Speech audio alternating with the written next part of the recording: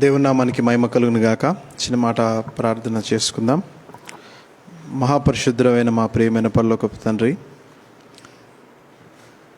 గత కొన్ని నెలలుగా యూదా రాజులను గూర్చి మేము ఆలోచిస్తూ ఉన్నాం. మా ప్రతి ధ్యానంలో మీరు మాతో ఉండి మాకు అవసరమైన ఆత్మీయ పాఠాలను నేర్పిస్తూ వచ్చారు. ఈ రోజున కూడా మరి ఒక దైవజనుని గురించి ఆలోచించబోతుంటుండగా మా నోటి మాటలను మా హృదయ ధ్యానములను మీరు అంగీకరిస్తారని, మీ చేత ఆమోదించబడినవని మేము నమ్ముతూ ఉంటున్నాం.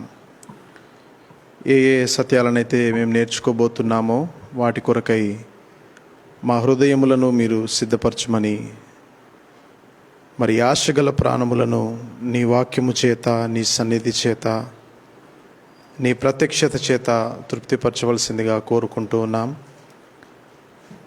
వాక్యమును మేము వింటూ ఉండగా మా ధ్యాస, మా ఆలోచన ఎటు కూడా వెళ్ళక కేవలం నీ వాక్యము పైనే మేము కేంద్రీకరించుటకు సహాయం దయచేయండి.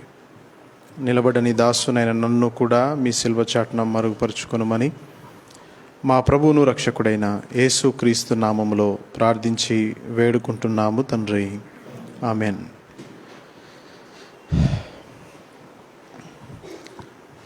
అరుదైన ఆత్మీయ జీవితం. ఈ సాయంకాల సమయంలో మనం ధ్యానించబోయే అంశము అరుదైన ఆత్మీయ జీవితం. ఆత్మీయ జీవితం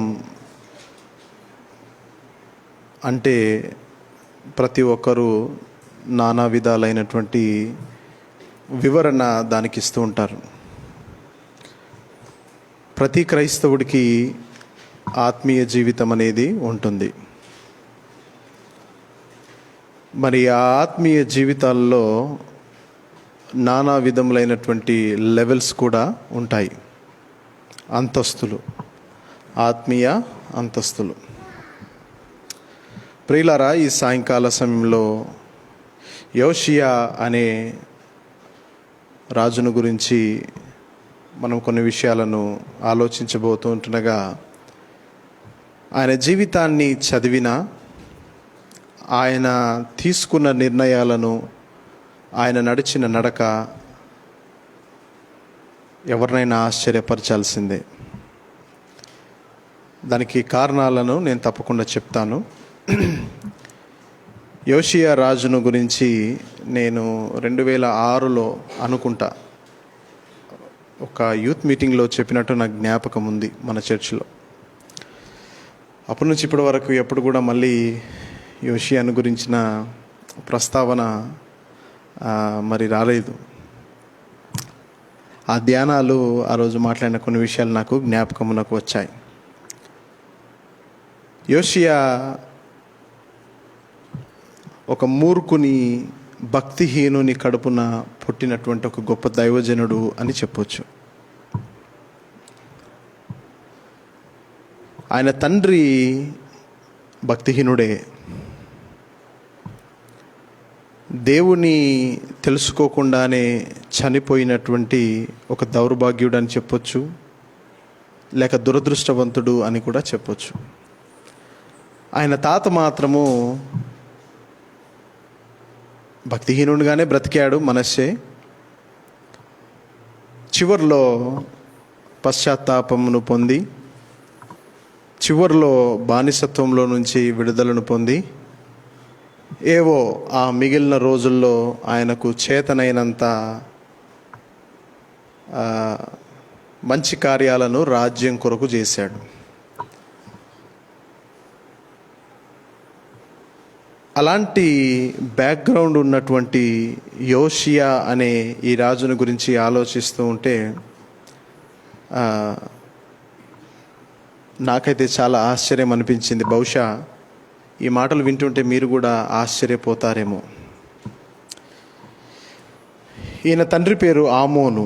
గత వారము మనం ఆలోచించాం. ఆమోను చెడ్డ రాజుగా ఆయన జీవితాన్ని మనం పరిశీలించాం. ఆయన తల్లి పేరు యెదీదా. యోషియా రాజు పరిపాలించిన కాలము 31 సంవత్సరాలు. 31 సంవత్సరాలు రాజుగా యూదా రాజ్యాన్ని ఆయన ఏలాడు. నాకు ఆశ్చర్యకరమైన విషయము అని నేను ఇందాక ప్రస్తావించాను కదండి, అదేంటంటే 8వ ఏట 8 సంవత్సరాల వయసులో రాజయ్యాడట ఆయన.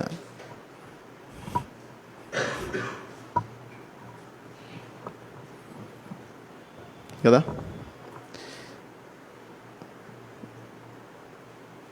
తర్వాత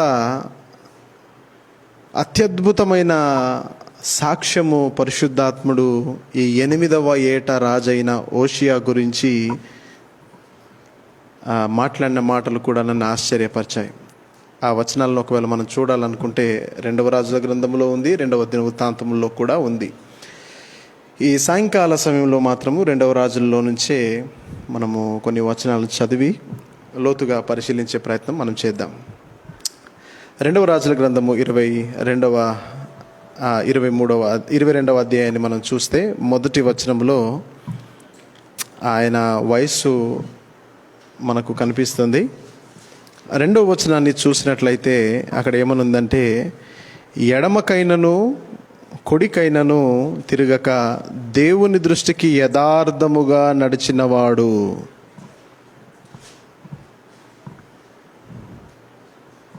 వింటున్నారా ఈ మాట?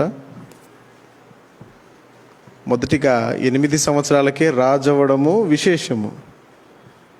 8 సంవత్సరాల వయసు కలిగిన పిల్లల్ని ఈరోజు మనం చూస్తే, మీ పిల్లలు 8 సంవత్సరాల వయసు గల పిల్లలైతే, లేకపోతే ఆ వయస్సును దాటి వచ్చిన పిల్లలు మీకు ఉన్నారనుకోండి, 8 సంవత్సరాల వయసులో మీ పిల్లలు ఏం చేస్తూ ఉన్నారు?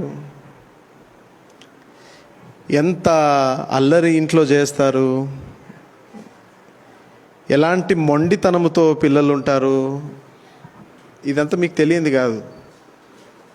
ఏమండి, మాట వరుసకు అంటారు, తల్లిదండ్రులు నేర్పించారు కాబట్టి మాట వరుసకు అంటారు. ఏమవుతావురా పెద్దగా అయిన తర్వాత అని అంటే, నేను డాక్టర్ని అవుతానంటాడు. ఆ మాట ఇంట్లో అని డోర్ తీసుకొని బయటికి పోయిన తర్వాత వాడిని బయట చూస్తే ఒక చిన్న బొద్ది తీసి గోటిలాడుతుంటాడు బయట. కాదా? డాక్టర్ అయితా, ఇంజనీర్ అయితా, లాయర్ అయితా అని చెప్పిన పిల్లలు ఎక్కడో పతంగి జఫా అయితే పరిగెత్తుతుంటారు. ఓ దిక్కు లాగూసిపోతున్నా కానీ చెట్టు మీద గుంజుకుంటూ ఆ స్నేహితులతో సహా అరుచుకుంటూ మీరు విన్నారా? ఇవన్నీ జరిగినవేనా?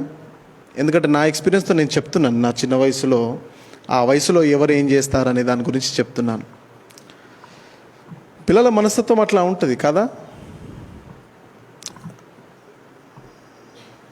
ఎందుకు ఈ ఉదాహరణ చెబుతున్నానంటే, ఇంట్లో అన్న మాట ఒకటి, బయటికి వెళ్ళిన తర్వాత పిల్లల ప్రవర్తన చూస్తే ఇంకొకలాగా ఉంటుంది. అవునా? ఈ మాటలకు వారి చేతులకు పొంతన ఉండదు, లేదు కూడా. నిజమేనా? 8 సంవత్సరాల వయసులో రాజవ్వడం ఏంటి? విన్న ప్రతి ఒక్కరు కూడా ఇంత చిన్నోన్ని ఎందుకు రాజును చేశారు? 8 సంవత్సరాల పిల్లగాడు సింహాసనం మీద కూర్చొని ఎవరిని ఉద్ధరిస్తాడు? ఎవరికి మంచి చేస్తాడు?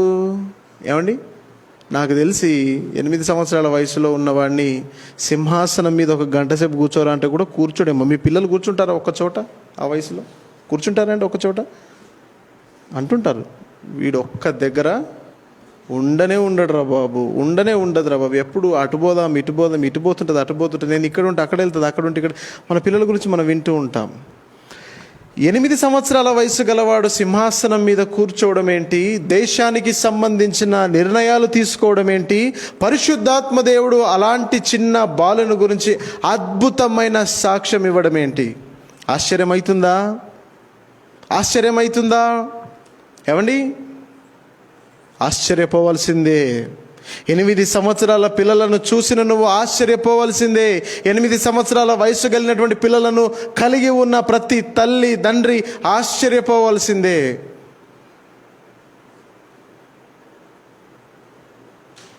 ఏమనుందో తెలుసా అండి ఈ వచనంలో? దావీదు యథార్థతతో సమానుడు అని రాయబడి ఉంది. ఆశ్చర్యంగా లేదా మాట?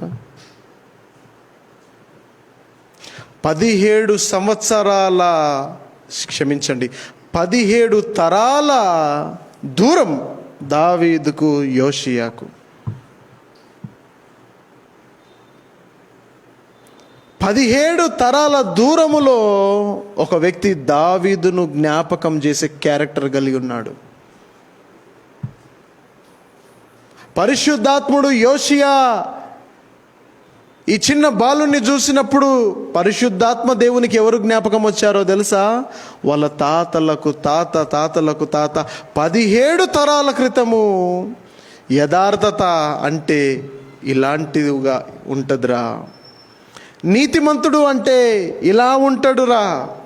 దేవుని హృదయానుసారుడు అని అంటే ఇట్లా ఉంటాడురా అని అనిపించుకున్నటువంటి దావీదు పరిశుద్ధాత్మునికి జ్ఞాపకమునకు వచ్చాడు యోషియాను చూసినప్పుడు.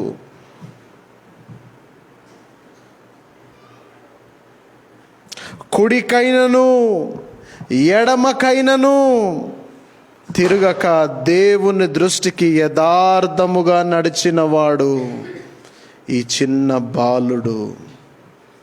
మనుషుల దృష్టికి చిన్న పిల్లగాడే, మనుషుల దృష్టికి రకరకాలుగా కనిపించవచ్చు, వయస్సులో చిన్నవాడే. ఏమండి, జ్ఞానం విషయములో చిన్నవాడే. ఇంకా లోకం అంటే తెలీదు, పరిపాలన అంటే తెలీదు. కానీ ఏంటో తెలుసా? ఈ పిల్లగానికి తెలుసు దేవుని మహిమ కొరకు ఎలా జీవించాలో.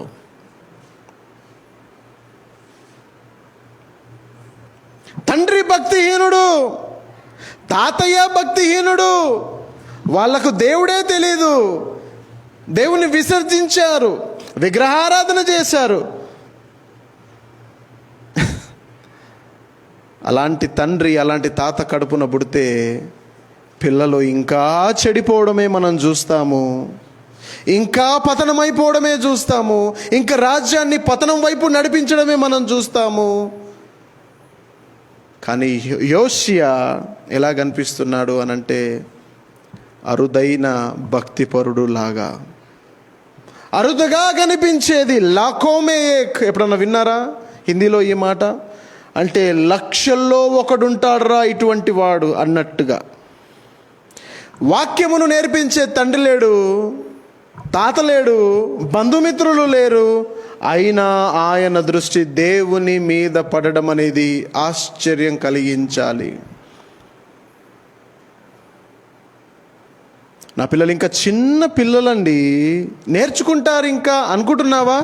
యోషియాను చూడు, ఎప్పటి నుంచి దేవునికి మహిమకరంగా బ్రతకడము నేర్చుకున్నాడో.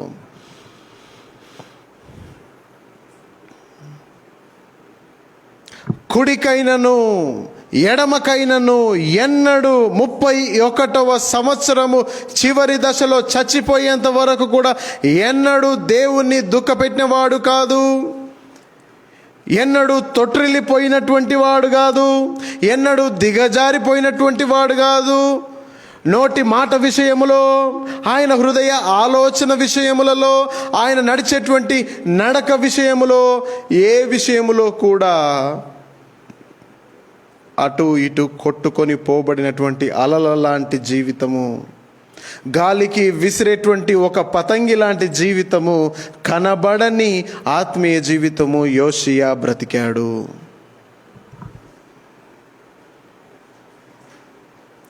మీ చిన్న పిల్లలకు 100 కిలోల బరువు నెత్తి మీదేసి మోయరా అని మనం అనలేం.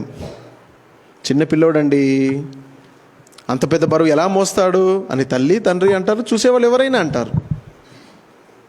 ఒక మొద్దుసుంటను ఖచ్చితంగా నువ్వు ఈసారి ఫస్ట్ ర్యాంక్ రావాలి అని అన్నాం అనుకోండి, అసాధ్యమేమో, పాస్ మార్క్స్ మాత్రమే సంపాదిస్తాడేమో. ఇలా లోకములో చిన్న వయస్సును బట్టి అసాధ్యమైనవి చాలా ఉన్నాయి. నీ పిల్లలు చేయలేనివి, నీ పిల్లలు సాధించలేనివి చాలా ఉన్నాయి. కానీ చిన్న వయసులో కూడా అద్భుతమైన ఆత్మీయ జీవితమును కలిగి ఉండడం అనేది సాధ్యం అని యోషియా రాజు నేర్పిస్తున్నాడు నీకు, నాకు. పిల్లలు దేవుణ్ణి ఎప్పటి నుంచి మహిమపరచాలి? కాస్త పెద్దగైన తర్వాత, ఇంకొన్ని సంవత్సరాలు పోయాక ఏది సత్యము ఏది అసత్యము అని పిల్లలు ఎప్పుడు నేర్చుకోవాలి? ఇప్పుడే. వయస్సుతో సంబంధము లేదు అంటున్నాడు యోషియా. నీ పిల్లలను దేవుని కొరకు పెంచాలి, నీ పిల్లలు దేవుని మహిమార్థమై జీవించాలి అనేటువంటి ఆలోచన నీకు ఎప్పుడు రావాలి? పిల్లలు టీనేజ్ ఇయర్స్ దాటిన తర్వాత, ఇంటర్మీడియట్కి వచ్చిన తర్వాత, పెళ్లి వయసుకు వచ్చిన తర్వాత కాదు ప్రియులారా, కాదు. యోషియా 8వ సంవత్సరము నుంచే ప్రభువును సంతోషపెట్టాడు. సింహాసనము ఎక్కినది మొదలుకొని సమాధిలోనికి వెళ్ళేంత వరకు కూడా గొప్ప సాక్ష్యము కలిగి ఉన్నటువంటి దైవజనుడుగా మనకు కనిపిస్తున్నాడు. ఇంకోటి తెలుసా అండి, 23వ అధ్యాయం 25వ వచనంలో ఇలా రాయబడి ఉంది, అతనికి పూర్వమున్న రాజులలో అతని వలె పూర్ణ హృదయముతోను, పూర్ణ ఆత్మతోను, పూర్ణ బలముతోను యెహోవా వైపు తిరిగి మోషే నియమించిన ధర్మశాస్త్రము చొప్పున చేసినవాడు ఒక్కడునూ లేడు. అతని తరువాతనైనను అతని వంటి వాడు ఒకడునూ లేడు. నువ్వెలా జీవించాలో తెలుసా? ఒక క్రైస్తవుడవుగా. నీ పిల్లలను ఎలా పెంచాలో తెలుసా? ఒక క్రైస్తవులుగా. అమ్మాయి కావచ్చు, అబ్బాయి కావచ్చు, ఎలా ఉండాలో తెలుసా అండి? నీ పిల్లలను ఎవరు చూసినా నీ సంఘం ఇవ్వాల్సిన సాక్ష్యం, నీ కుటుంబం ఇవ్వాల్సిన సాక్ష్యం, నీ రక్త సంబంధులు ఇవ్వాల్సిన సాక్ష్యము, స్కూల్లో నీ పిల్లలుంటే స్కూల్ వారు నీ పిల్లల విషయంలో ఇవ్వవలసిన సాక్ష్యం ఏంటంటే, ఎంతోమంది స్టూడెంట్స్ ఈ స్కూల్లో నుంచి గ్రాడ్యుయేట్ అయి వెళ్ళారు.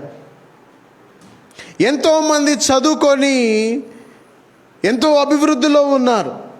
కొన్ని వేల మంది ఇందులో నుంచి చదువుకొని బాగుపడి వెళ్ళారు. కానీ నీ బిడ్డ లాంటి బిడ్డ, నీ కొడుకు లాంటి కొడుకు నేను ఎప్పుడు నా జీవితంలో చూడలేదు అనే సాక్ష్యము నీ పిల్లలు సంపాదించాలి.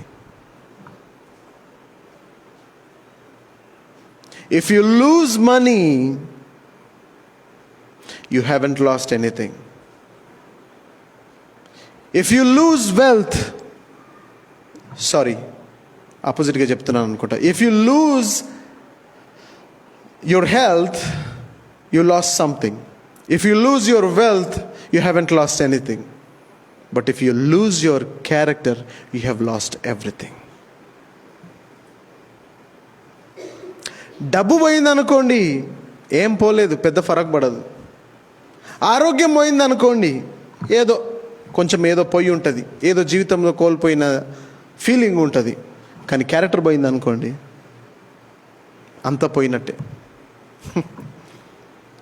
నీ పిల్లలకు డబ్బు మీద ధ్యాస కంటే, నీ పిల్లలకు చదువు, ఉద్యోగము, సంపాదన మీద కంటే క్యారెక్టర్ మీద ఫోకస్ చేయడము నేర్పించు. ఒకరోజు హోంవర్క్ చేయకపోతే నువ్వేమనవు, పర్లేదు. ఒక బూతు మాట మాట్లాడనుకోండి, నువ్వు సహించొద్దు. సండే స్కూల్కి వెళ్ళలేదనుకోండి, సహించొద్దు. కంఠద వాక్యము చెప్పలేదనుకోండి, సహించొద్దు. ఏదో ఒక విషయంలో అబద్ధం ఆడరనుకోండి, సహించొద్దు. అది క్యారెక్టర్ని బిల్డ్ చేయడం అంటే. మా డాడీ ఫెయిల్ అయితే నన్ను ఏమనడేమో కానీ, అబద్ధం ఆడాను అంటే మాత్రం మా మమ్మీ, మా డాడీ నన్ను ఊరుకోరు. ఎందుకంటే నా character is so important to my parents. చిన్న వయసులో ఉన్నారని పోనీలే నేర్చుకుంటారు అనుకుంటున్నావా? You are doing a mistake. ఇంకా నేర్పించడానికి చాలా సమయం ఉంది అని అనుకుంటున్నావా? That's a mistake. ఈరోజు చాలామంది తల్లిదండ్రులు చేసి చేసి చేసి పిల్లల పరిస్థితి ఎట్లయిపోయిందో తెలుసా? మొక్కగా వంగనిది మ్రానుగా వంగునా? వంగదు. ఈ చిన్న వయసులో, వారిని తీర్చిదిద్దే వయసులో, వారిని చెక్కి ఒక రూపానికి తీసుకొచ్చే వయసులో, పర్వాలేదులే, పోనీలే, చూద్దాంలే, ఇంకా సమయం ఉందిలే, రేపు ఎల్లుండి ఇంకొక సంవత్సరం అని అనుకుంటూ డిలే చేస్తూ చేస్తూ ఉంటే నీ పిల్లలు నీకు తెలియకుండానే మనసులో మ్రానులాగా అయిపోయి, ఇక వారి ఆలోచనలను, దుష్ట సాంగత్యమును తెంచుకోలేక సతమతమవుతున్నారు చాలామంది యవనస్తులు. యోషియాను గురించి ఏదైనా ప్రత్యేకత ఉందంటే ఒక ప్రత్యేకత చెప్పాలా ప్రియులారా? ప్రతి రాజుని గురించి మనం ఆలోచిస్తున్నప్పుడు ఆ రాజు పేరు, రాజు తల్లిదండ్రులు, ఏ వయసులో రాజు అయ్యాడు, ఎన్ని సంవత్సరాలు పరిపాలించాడు అనేది ఉంటుంది కదా. ఉన్న తర్వాత ఆయన గురించి ఒక సాక్ష్యం, స్టేట్మెంట్ ఉంటుంది. మంచోడైతే మంచోడని, యథార్థవంతుడైతే యథార్థవంతుడని కదా ఉంది కదా. యోషియా గురించి 2 సార్లు సాక్ష్యం ఉంది. ఏంటో తెలుసా? ఆయన సింహాసనం మీద కూర్చున్నప్పుడు, అంటే ఆయన ఇంట్రడక్షన్లో ఆయన మంచి సాక్ష్యం ఉంది. ఇందాక 23వ అధ్యాయం 25వ వచనంలో చూపించింది ఆయన చావక మునుపు మళ్ళీ పరిశుద్ధాత్ముడు ఇస్తున్నటువంటి సాక్ష్యం. అతన్ని వంటి వాడు ఇది వరకు ఎన్నడూ ఎప్పుడు లేడు, ఇక ముందు ఉండబోడు అనేటువంటి మాట. ఎంత అద్భుతమైన మాట ఉందా ఈ సాక్ష్యము? నీ సంఘములో నీ సేవకుడు నీ గురించి అది చెప్పగలడా అండి? ఇంతమంది సంఘములో ఉన్నారు, ఇంతమంది సంఘస్థులు ఉన్నారు, అలాంటి వారు లేరు. నేను చాలామందిని చూశాను. మీ స్కూల్లో, మీ కాలేజెస్లో, మీరు పనిచేసే దగ్గర ఎవరైనా మీ గురించి అలాంటి సాక్ష్యం ఇవ్వగలుగుతారా? ఎలాంటి సాక్ష్యం ఇస్తారో తెలుసా? అమ్మో, చాలామందిని చూసినా కానీ ఇంత భయంకరమైన వాళ్ళని ఎప్పుడు చూడలేదు అని అనుంటారేమో నీ గురించి నెగిటివ్గా. చాలామంది నన్ను సతాయించారు కానీ ఇంత భయంకరంగా ఎవరు నన్ను సతాయించలేదు నీ గురించి అనొచ్చు. మొండోళ్ళని చూసినాను కానీ ఇంత భయంకరమైన మొండోళ్ళని ఎప్పుడు చూడలేదని నీ గురించి అన్నారేమో. ఏంటి నీ సాక్ష్యము? అద్భుతమైన విషయం ఏంటంటే,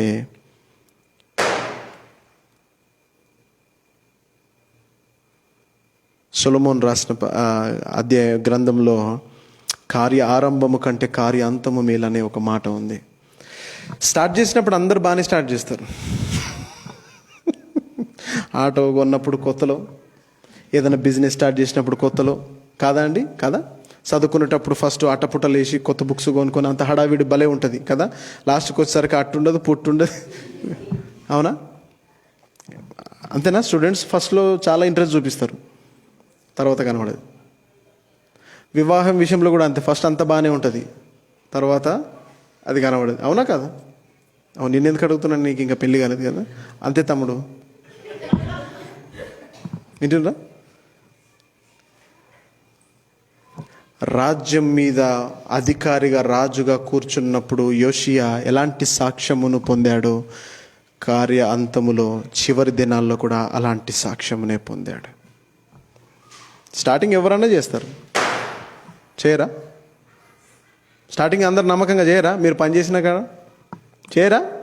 ఆలోచించుకో, నీ గురించి మనుషులు ఏమనుకుంటున్నారు, సంఘములో నీ గురించి ఏమనుకుంటున్నారో బాగా ఆలోచించుకో. నీ మాట, నీ ప్రవర్తన ఎవరు గమనించట్లేదు అనుకుంటున్నావేమో, అందరూ గమనిస్తున్నారు. చెప్పట్లేదు, నీకు చెప్పట్లేదు కానీ అందరూ గమనిస్తున్నారు. నీ మాటలు గమనిస్తున్నారు, నీ ప్రవర్తన గమనిస్తున్నారు, మీరు ఎలాంటి మనుషులో గమనిస్తున్నారు. నీకు చెప్పట్లేదు, తెలుసుకుంటున్నారు నీ గురించి. నేను తెలుసుకున్నానా చాలామంది? ఎస్, చాలామంది గురించి చాలా విషయాలు నేర్చుకున్నాను. అణిగి మణిగి ఉండొచ్చు, అనుకువగా ఉండొచ్చు, తగ్గింపుగా ఉండొచ్చు. మనుషులు ఎలా మారిపోతారు చాలామందిని చూశాను.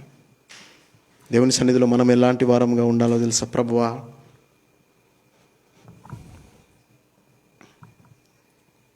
నా ఆరంభం కంటే నా అంతము నిన్ను ఇంకా మహిమపరిచిందిగా, నిన్ను ఘనపరిచిందిగా, నీ కొరకు వాడబడిందిగా, మంచి సాక్ష్యమును సంపాదించుకున్నదిగా ఉండాలి.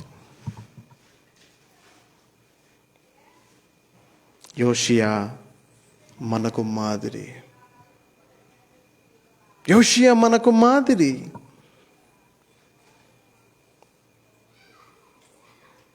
మనుషుల గురించి వింటుంటే ఆశ్చర్యమవుతుంది. అన్నా పలానోళ్ళు తెలుసా ఇలాంటి వారు, అన్నా పలానోళ్ళు తెలుసా ఇలా మాట్లాడతారు. మీకు తెలియదన్నా, మీరందరూ మంచి వాళ్ళే అనుకుంటారు, మీరందరూ మంచి కోరేవారు అనుకుంటారు, కానీ ఇలా మాట్లాడతారన్నా అని అన్నప్పుడు గుండె పగిలిపోద్ది.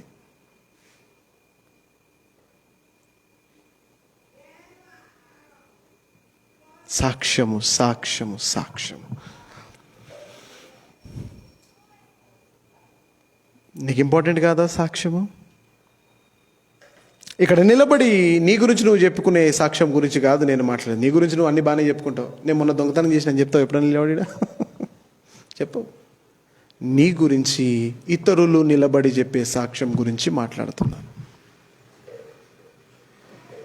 బాగా మారిపోయావు, చాలా మారిపోయావు.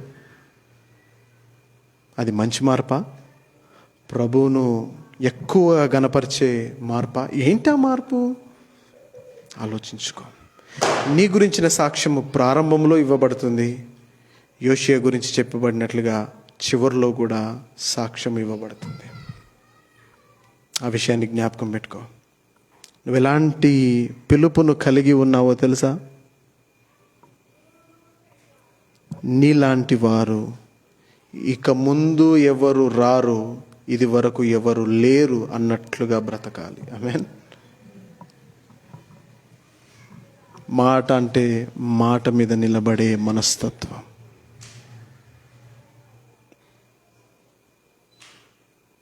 ఒకసారి దేవుని కొరకు నిలబడము నేర్చుకుంటే ఎంత కష్టం వచ్చినా, ఎంత నష్టం వచ్చినా, ఎంత ఇబ్బంది వచ్చినా, ఎంత వ్యతిరేకత వచ్చినా, ప్రియులారా, ప్రభు కొరకు నిలబడమే. ఎవరు నేర్పిస్తున్నారో తెలుసా ఈ మాట? ఈ పాఠము ఇంత వయసులో ఉన్న మనందరికీ నేర్పిస్తున్నారు ఎవరో తెలుసా? 8 సంవత్సరాల బాలుడు. ఎన్ని తరాలు, ఎన్ని సంవత్సరాలు, ఎన్ని యుగాలు గడిచిపోయిందండి, ఎన్ని వందల సంవత్సరాలు అయిపోయిందండి యోషియా ఈ భూమి మీద బ్రతికిన కాలం. ఇప్పుడు ఆయన గురించి కూడా మాట్లాడుకుంటున్నాం. రేపు నీ గురించి పుస్తకాలు రాస్తారా? రేపు నీ గురించి ఇతరులు మాట్లాడతారా? ఆలోచించు. యోషియా అంత మంచి సాక్ష్యమును సంపాదించాడు కదా. ఎందుకు అనేటువంటి విషయాలు ఆలోచిస్తే చాలా ఉన్నాయి. వాటన్నిటిని మెల్లిమెల్లిగా నేర్చుకునే ప్రయత్నం మనం చేద్దాం. కానీ సింహాసనం మీద కూర్చున్న ఈ బాలుడు మొట్టమొదటిగా చేసిన పని ఏంటో తెలుసా ప్రియులారా? పాడైపోయిన దేవాలయమును బాగు చేయాలన్న ఆలోచన వచ్చింది. ఏంటి?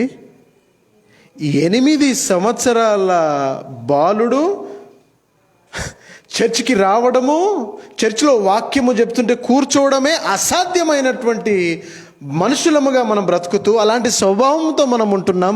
పిల్లలను లాక్కొని రావాల్సి వస్తుంది. ఆదివారం రోజు బ్రతిమిలాడి లేపాల్సి వస్తుంది, కొట్టి లేపాల్సి వస్తుంది. ఇంట్లో అంతా పొద్దున్న లేసి హడావిడి చేసేంత వరకు దేవుని సన్నిధికి రానటువంటి కాలంలో కుటుంబాలతో బ్రతుకుతున్నటువంటి క్రైస్తవ్యము మనది. 8 సంవత్సరాల వయసులో సింహాసనం మీద కూర్చున్న ఆయనకు వచ్చిన ఆలోచన ఏంటో తెలుసా ప్రియులారా? దేవుని దేవాలయము పాడైపోయి శిథిలమైపోయినటువంటి పరిస్థితి జ్ఞాపకం వచ్చింది. చూస్తారా ఆ మాట? 22వ అధ్యాయం 5వ వచనం. 22వ అధ్యాయము 5వ వచనం. యెహోవా మందిరపు పనికి అధికారులై పని జరిగించు వారి చేతికి ఆ ద్రవ్యమును అప్పగించి నా తరువాత యెహోవా మందిరం మందలి శిథిలమైన స్థలములను బాగు చేయుటకై. వింటున్నారా? ఆ మాట నేను అండర్లైన్ చేసుకున్నాను. ఏంటంటే యెహోవా మందిరం మందలి శిథిలమైన స్థలములను బాగు చేయుటకై యెహోవా మందిరపు పని చేయు కూలి వారికి వారు దానిని ఇయ్యవలనని చెప్పెను. ఏంటట?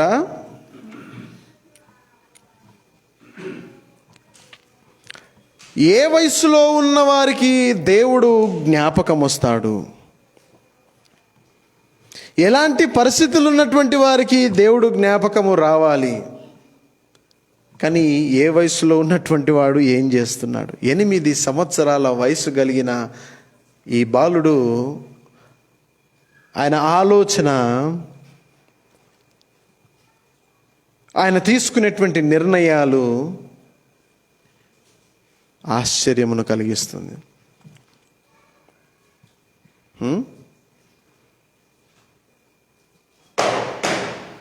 అందరూ భలే ఆసక్తితో ఉండొచ్చు. ఈ 8 సంవత్సరాల వయసు గల ఈ పోరడు ఏం చేస్తాడబ్బా చూద్దామని అందరు చాలా ఇంట్రెస్ట్తో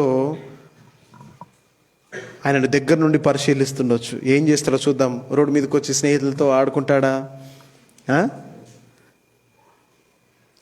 డబ్బులు ఇష్టమైనట్టుగా ఖర్చు పెడతాడా, ప్రతి యవ్వనస్తుడు చేసినట్టుగా చేస్తారా అని చెప్పేసి అందరూ భలే ఆసక్తితో చూసుంటారు యోషియాను. కానీ నేనేం చేస్తున్నాడో తెలుసా అండి, ఎవరక్కడ అని పిలవగానే వచ్చుంటారు మంత్రులు, అక్కడ ఉన్నటువంటి భటులు వచ్చుంటారు. అయ్యగారు ఏం కావాలండి చెప్పండి, చిత్తం మహాప్రభు ఏం కావాలి మీకు, తింటారా తాగుతారా లేకపోతే ఇంకేమైనా చేస్తారా, ఎక్కడన్నా టూర్కి వెళ్దామంటారా, ఏం కావాలి అని అంటే, నో, కోరికలు ఎన్నన్నా ఉండవచ్చు,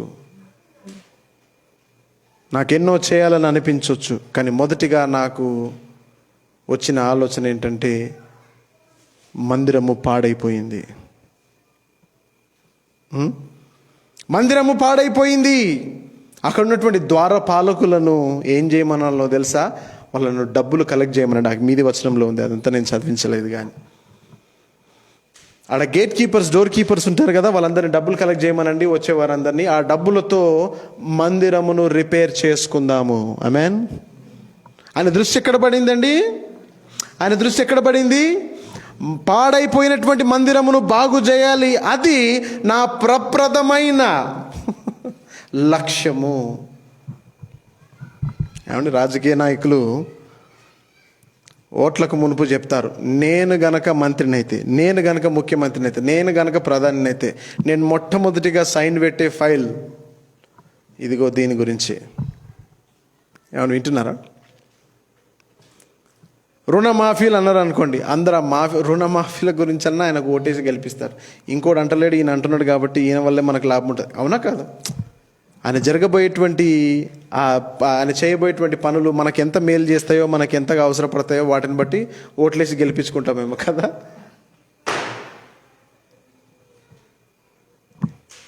యోషియా సింహాసనం మీద కూర్చున్న దినము నుంచి ఆయన మనసులో మదిలో ఉన్నటువంటి ఆలోచన ఏంటో తెలుసా? పాడైపోయిన మందిరం. ఈ రోజుల్లో ఎవరైనా అన్నారు అనుకోండి, నేను ఫస్ట్ ముఖ్యమంత్రిని అయితే, నేను మంత్రిని అయితే ఫస్ట్ నేను ఒక పెద్ద చర్చి కట్టిస్తా అంటే వేస్తారు ఓట్లు ఆయనకు? లేకపోతే గుడి కట్టిస్తా అంటే ఓట్లు వేస్తారా? ఎందుకంటే అందరికీ ఎన్ని గుళ్ళు ఉన్నాయి, ఇంకా మళ్ళీ గుడి ఏంటి, గుళ్ళ మీద గోపురాల మీద పెద్ద ఇంట్రెస్ట్ ఉండకపోవచ్చు. కానీ ఏంటో తెలుసా? పర్సనల్గా ఉండాలి, వ్యక్తిగతంగా లాభం ఉండాలి. రుణమాఫీలు లేకపోతే కొత్త రుణాలు, ఇదివరకు 1,00,000 ఇస్తే ఇప్పుడు 5,00,000 ఇస్తామని అనుకుని వేస్తారు. ఇల్లు ఉన్నా కానీ కొత్త ఇల్లు కట్టిస్తామని అనుకుని వేస్తారు. ఎందుకు? అవన్నీ పర్సనల్గా మనకి బెనిఫిట్ చేసేవి కదండి. మనం ఏం చేస్తూ ఉంటామంటే, మనకు బెనిఫిట్గా వచ్చే వాటికి ప్రాధాన్యత ఇస్తాం, మన చుట్టాలకు బెనిఫిట్ వచ్చేదానికి మనం ప్రాధాన్యత ఇస్తాం. కానీ దేవునికి బెనిఫిట్ చేసేది, దేవుని రాజ్యానికి లాభం చేసేది ఏదన్నా చేస్తామా మనం? చేస్తామా? చేయం. ఆలోచించుకో, నువ్వేం చేసావు ఆ మాట అవును అని అనక మునుపు. నీ గురించి ప్రభు ఇంతగా ఆలోచిస్తాడే, నువ్వు ఎప్పుడన్నా ప్రభుకు అంత ప్రాధాన్యత ఇచ్చి ఆలోచించావా? ఏమండి, ఆలోచించావా ఎప్పుడన్నా? ఫస్ట్ నీ చేతికి డబ్బు జీతం రాగానే ఏం చేస్తావు? అప్పులు గుర్తుకొస్తారు, ఇంట్లో సరుకులు గుర్తుకొస్తాయి, ఇట్స్ ఓకే. కానీ ఆ డబ్బు చేత పట్టుకుని ప్రభువా నీకు వందనాలు అని అన్నావా? డబ్బు నీ చేతిలో ఉంటే నీకు ఫస్ట్ జ్ఞాపకం రావాల్సింది దేవుడు. డబ్బు లేనప్పుడు దేవుడు ఆటోమేటిక్గా జ్ఞాపకం వస్తాడు. ప్రభువా రూపాయి లేదు నా దగ్గర, పిల్లలు ఆకలితో ఉన్నారు, రేపు అప్పులోళ్ళు వస్తారు, రేపు కిస్తోళ్ళు వస్తారు, రేపు స్కూల్లో ఫీజు కట్టాలి, ఇది చేయాలి అది చేయాలి, మనకు అప్పుడు దేవుడు జ్ఞాపకం వస్తాడు. కానీ నిజంగా మనకు సమృద్ధి ఉన్నప్పుడు దేవుడు జ్ఞాపకం వస్తాడా? సింహాసనం కింద ఉంటే దేవుడు ఎవరికి గుర్తుకు రాడు, దేవుడు గుర్తుకు వస్తాడు. సింహాసనం మీద ఉంటే దేవుడు ఎవరికి గుర్తురాడు. ఏమండి, అవునా? నిజమేనా కాదా? అధికారం లేదనుకోండి, దేవునికి అధికారం కొరకు ప్రార్థన చేస్తాం. అదే అధికారం వచ్చింది అనుకోండి, దేవునికి ఎవరు ప్రార్థన చేయరు. ఉద్యోగం లేదనుకోండి, ప్రార్థన చేస్తాం. ఉద్యోగం వచ్చింది అనుకోండి, దేవునికి ప్రార్థన చేయరు. ఆరోగ్యం మంచిగా లేదనుకోండి, దేవునికి తెగ ప్రార్థన చేస్తాం, ఉపవాస ప్రార్థన చేస్తాం, అందరినీ ప్రార్థన చేయమని చెప్తాం, మీటింగ్లకు వెళ్తాం. అవునా కాదు? ఎందుకంటే మనకు అవసరం ఉంది కాబట్టి. అదే మంచి ఆరోగ్యం ఉంది అనుకోండి, ఎందుకు రాలేదంటే వీళ్ళు ఉద్యోగం, లేకపోతే ఇంకొక కారణం, అదొక కారణం, అలా రకరకాల కారణాలు చెప్తాడు. లేదు లేదు లేదు, క్రైస్తవుడు అలాంటి వాడుగా ఉండడానికి కాదు పిలువబడింది. ఏంటో తెలుసా? ఉద్యోగం ఉన్నా లేకపోయినా దేవుడే, డబ్బులు ఉన్నా లేకపోయినా దేవుడే, ఆరోగ్యం ఉన్నా లేకపోయినా దేవుడే ప్రాధాన్యత అయి ఉండాలి. యోషియా అది నేర్పిస్తున్నాడు. సింహాసనం మీద కూర్చొని దేవుణ్ణి జ్ఞాపకం చేస్తున్నాడు. 3 క్వాలిటీస్ నేను నేర్పించి ముగించేస్తాను. యోషియాలో ఉన్న అనేక గొప్ప క్వాలిటీస్లో ఈ సందర్భంలో నుంచి మనం నేర్చుకోదగ్గ 3 మాటలు, 3 విషయాలు ఆయన గురించి ఏంటంటే గొప్ప క్వాలిటీస్ ఏంటంటే, మొట్టమొదటిది, ఎవ్వరు పట్టించుకొని దాన్ని పట్టించుకున్న రాజు యోషియా. దేవాలయం గురించి ఎవరు ఆలోచించారు? వాళ్ళ నాన్న ఆలోచించాడా? దేవాలయము సైన్యములకు అధిపతియగు యెహోవాది, సజీవుడైనటువంటి దేవునిది, సౌరభౌముడు, భూమి ఆకాశములన్నీ సృజించబడ్డాయి ఆయన ద్వారానే. అమ్మో, ఆ దేవుని యొక్క మందిరమును నేను పాడు చేయడమా? ఆ మందిరములో నేను ప్రతిమలను ఉంచడమా? విగ్రహాలను తీసుకురావడమా? విగ్రహాలకు బలులను అర్పించడమా? అమ్మో అన్న భయం ఉందా తండ్రికి? లేదు. అయ్యో, మా రాజేంటి ఇలా చేసేస్తున్నాడు అని చెప్పేసి రాజ్యం భయపడ్డదా దేవునికి? భయపడలేదు. రాజు ఎలా చేస్తే ఆ రాజు వెనకాల ప్రయాణించినటువంటి ప్రజలుగా యూదా ప్రజలు ఉన్నారు. ఎవరికి గుర్తు లేదండి దేవుని దేవాలయం. అందరూ మర్చిపోయారు, ఎవరు పట్టించుకోలేదు. దేవాలయం పాడైపోయింది, ఆ పాడైపోలే, ఏం చేస్తాం, మనం చేసినామా, రాజుగారు చేశారు, మనదేముంది అని అనుకున్నారు. కానీ యోషియా ఏం చేశాడో తెలుసా? ఎవరైతే పట్టించుకోలేదో దేవాలయమును, ఈయన పట్టించుకున్నవాడుగా ముందుకు వెళ్ళిపోయాడు. ఆమేన్. ఏమంటే వింటున్నారా? 8 సంవత్సరాల వయసులో ఉన్నాడు. ఈ సందర్భానికి వచ్చేసరికి ఒక 2-3 సంవత్సరాలు పెరగవచ్చు, 10-12 సంవత్సరాల వయసు అయినా చిన్న వయసే కదా. కానీ దేవుని దేవాలయమును పట్టించుకోవాలనిపించింది. ఈయన పట్టించుకోవడానికి చాలా ఉన్నాయి. ఇల్లు కట్టించుకోవచ్చు, కొత్త ప్యాలెస్ కావాలన్నా కానొచ్చు, నాకు ఇంకొక స్విమ్మింగ్ పూల్ కావాలనొచ్చు, లేకపోతే నాకు ఇంకొక హార్స్ ట్రాక్ కావాలనొచ్చు. గుర్రాలు పోటీ పడతాయి చూసారా? నాకు ఇంకో ట్రాక్ కావాలనొచ్చు. ఆ కాలంలో ఏ ఆట వస్తువులు ఉన్నాయో కొత్త ఆట వస్తువులు కావాలనొచ్చు. ఇంకా ఫ్రెండ్షిప్ కావాలని అనుకోవచ్చు, ఫ్రెండ్స్తో తిరగడం కావచ్చు. ఆయన కోరుకోనేది చాలా ఉన్నాయి. కానీ ప్రప్రథమంగా ఆయన కోరుకున్న కోరిక ఏంటో తెలుసా? దేవుని మందిరము బాగు చేయాలి నేను. వయస్సుకు మించిన ఆలోచన. Praise the Lord. నీ పిల్లలు వాళ్ళ వయసుకు తగ్గట్టుగా గాక, వయసుకు అతీతమైన పెద్ద వయసు గల వారి ఆలోచనలు, మంచి ఆలోచనలు వచ్చాయనుకోండి, పెద్దవారు మాట్లాడినట్టుగా మాట్లాడడం, పెద్ద ఆలోచనతో వచ్చాయనుకోండి, ప్రైజ్ ద లార్డ్. యోషియా అలాంటి వాడే. చిన్నవాడైనా పెద్ద ఆలోచన చేశాడు. ఎంతోమంది పెద్దవాళ్ళు ఉన్నారు ఆ రాజ్యంలో, ఎవడికి రాని ఆలోచన, ఎవడు పట్టించుకోలేదు దేవుని దేవాలయం గురించి. బహుశా దేవుడు వెతుకుతూ ఉన్నాడేమో, నా దేవాలయంను ఎవరు పట్టించుకుంటారు, నా గురించి ఎవరు ఆలోచిస్తారు? శిథిలమైపోయింది, పాడైపోయింది, నాశనం చేశారు, నా మహిమను దొంగిలించేశారు. ఎవరు వస్తారా? మనషే కాలం నుంచి చూస్తున్నాడేమో. మనసి చచ్చిపోయాడు. ఏం చేశాడు? అవి మాత్రం తీసుకుపోయి బయట పెట్టేశాడు. అన్న కొడుకు రాగానే మళ్ళీ అవన్నీ తీసుకొచ్చి లోపల పెట్టాడు. అయ్యో, ఇక ఇంతేనా నా దేవాలయము? నేను చేసినటువంటి కార్యాలకు నాకు చూపించేటువంటి కృతజ్ఞత ఇదేనా? నేను ఇంత మేలు చేశానే, ఇంతగా ఆలోచించానే, ఎలాంటి స్థితిలో ఉన్నటువంటి వారిని ఎలాంటి స్థితికి నేను తీసుకొచ్చానే, ఎంతమంది శత్రు చేతి నుంచి నేను వారిని కాపాడానే అని ఎదురు చూస్తూ ఉంటుంటే ఒక చిన్న బాలుడు కంటబడ్డాడు దేవుని కంట. ఎలాంటి వాడుగా ఆయన కంటబడ్డాడంటే, ఆయన కంట కన్నీరు తుడిచినటువంటి బాలుడుగా. ఆమేన్. చిన్న వయసులో నీ పిల్లలు ఏం చేయగలరో తెలుసా అమ్మా? నీ పిల్లలు ఏం చేయగలరో తెలుసా? ఉన్నారా మీకు అందరికీ పిల్లలు? నీ పిల్లలు ఏం చేయగలరో తెలుసా? తమ్ముడు అటెండ్ చూస్తున్నావు, ఇటు చూడు. నీ పిల్లలు ఏం చేయగలరో తెలుసా? పాడైపోయిన, శిథిలమైపోయిన దేవాలయాలను కట్టగలిగినటువంటి వారు నీ పిల్లలు. నీ ఇంట్లో ఇల్లు ఉడమంటే ఉడవరేమో. వింటున్నారండి? నీ ఇంట్లో ఏ విషయంలోనైనా సహాయం చేయమంటే చేయరేమో. నీ ఇంట్లోనే నీకు సాయం చేయకపోతే ఇంక దేవుని దేవాలయంలో ఏం చేస్తారు? ఏం నేర్పిస్తున్నావు నీ పిల్లలకు? నీ పిల్లల భవిష్యత్తులో ఇంకెంతో దేవుడు ఆశీర్వదించాలి, గొప్పవాడిగా చేయాలని అంటున్నావా? కారు. ఎందుకంటే ఆలోచన నీకు ఇప్పటి నుంచే లేదు కనుక కారండి. ఎప్పటి నుంచి నీ పిల్లలు దేవుని చేత వాడబడాలి, దేవుని గురించి ఆలోచించాలో, నువ్వు ఆలోచించాలో తెలుసా? ఈ వయసు నుంచే. ఇది నువ్వు సత్యం తెలుసుకున్నావు కదా ఈ రోజు నుంచే. 10th అయిపోయినాక అప్పుడు ఇంకెప్పుడో కాదు. నీ దృష్టిలో నీ పిల్లలు చిన్నవారు కావచ్చు, దేవుని దృష్టిలో నీ పిల్లలు చిన్నవారు కాదు. పెద్దవారు, గొప్పవారు, బాధ్యతను మోయగలిగినటువంటి వారు, తప్పును తీర్చిదిద్దగలిగినటువంటి వారు, పడిపోయిన గోడలను కట్టగలిగినటువంటి వారు, శిథిలమైపోయినటువంటి దేవాలయాలను బాగు చేయగలిగినటువంటి వారు. అలాంటి ఆలోచన ఏ చిన్న బిడ్డకు వచ్చినా ఆ చిన్న బిడ్డను ప్రభువు వాడుకోగలడు. ఆమేన్. ఎందుకంటే యోషియానే ద బెస్ట్ ఎగ్జాంపుల్. నిన్న రాత్రి మేము హాస్పిటల్కి వస్తున్నామండి. 7 అవుతుంది. నేను బ్రిట్నీ, అలాగే మా బాబు కూడా ఉన్నాడు, మా అమ్మ. మేము కారులో కూర్చొని ఇంటి బయటికి రాగానే ఫస్ట్ నడిపించుకుంటూ ప్రార్థన చేసుకొని వస్తాం. మేము నిన్న చాలా బిజీగా ఏదో విషయాన్ని గురించి మాట్లాడుకుంటూ వస్తున్నాం. 1 కిలోమీటర్ 2 కిలోమీటర్ రాగానే మా బాబు జ్ఞాపకం చేస్తున్నాడు, ఇట్స్ ప్రే టైం అంటున్నాడు. నేను అరే అవును కదా, మనం ప్రేరే చేసుకోకపోతే నేను అన్నాను, చూడండి యూ ప్రే అని అన్నాను. యూ ప్రే టుడే అన్నాను. నో అనలేదు, నేను చెయ్యను అనలేదు. నేను చెప్పడంతోనే ప్రేయర్ చేయడం స్టార్ట్ చేశాడు. నాకు భలే ఆశ్చర్యం అయిపోయింది. 3 సంవత్సరాలండి. 3 సంవత్సరాల మీద 4-5 నెలలు ఉంటాడు అంతే. ఇంగ్లీష్లో ఎంత బ్యూటిఫుల్గా ప్రార్థన చేస్తున్నాడంటే చాలా ఫన్నీ కూడా అనిపించింది. మేము ప్రయాణంలో పోతున్నాము, మా మమ్మీ బేబీని కాపాడు, తొందరగా బయటికి తీసుకురా అంటున్నాడు. వింటున్నారా? మా డాడీ నాకు సర్ప్రైజ్ గిఫ్ట్లు ఇవ్వాలి, ఇవన్నీ ప్రార్థనలు చేస్తున్నాడు ధైర్యంగా. వాళ్ళ నాన్నమ్మ ఉన్నది, వాళ్ళ అమ్మ ఉన్నది, వాళ్ళ వాడు ఎదురుగా, సిగ్గుపడకుండా. ఆ వయసుకు నాకు చాలా అది అర్థమైందా?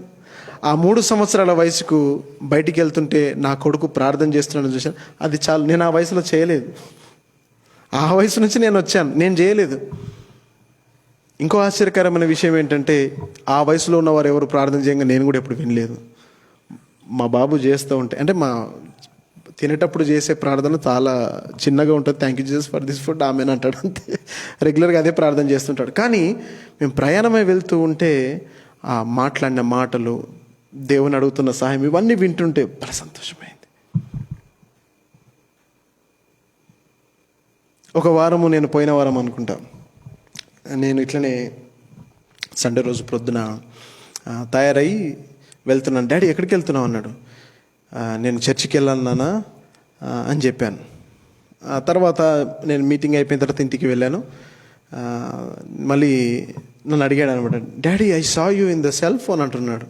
లైవ్లో వాళ్ళ అమ్మ ఆయన చూశారట. అంటూ నాతో ఏమంటున్నాడు అంటే, daddy I want to preach like you అంటున్నాడు. నేను నీ లెక్క వాక్యం చెప్తా డాడీ అని అంటున్నాడు. అండ్ వింటున్నారా?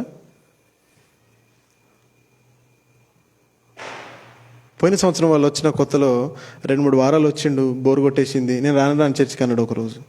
1 సంవత్సరంలో మళ్ళీ ఏమంటున్నాడంటే, చర్చికి రావడము అడుగు కూర్చోవడం కాదు, నేను నీ లెక్క వాక్యం చెప్తాను అంటున్నాడు. ఒకసారి ఒక చిన్న వీడియో కూడా చూపించినాను అనుకుంటా, మా ఫ్యామిలీ ప్రేయర్లో వాడు ప్రసంగించడం. చాలు, ఆ చిన్న వయసులో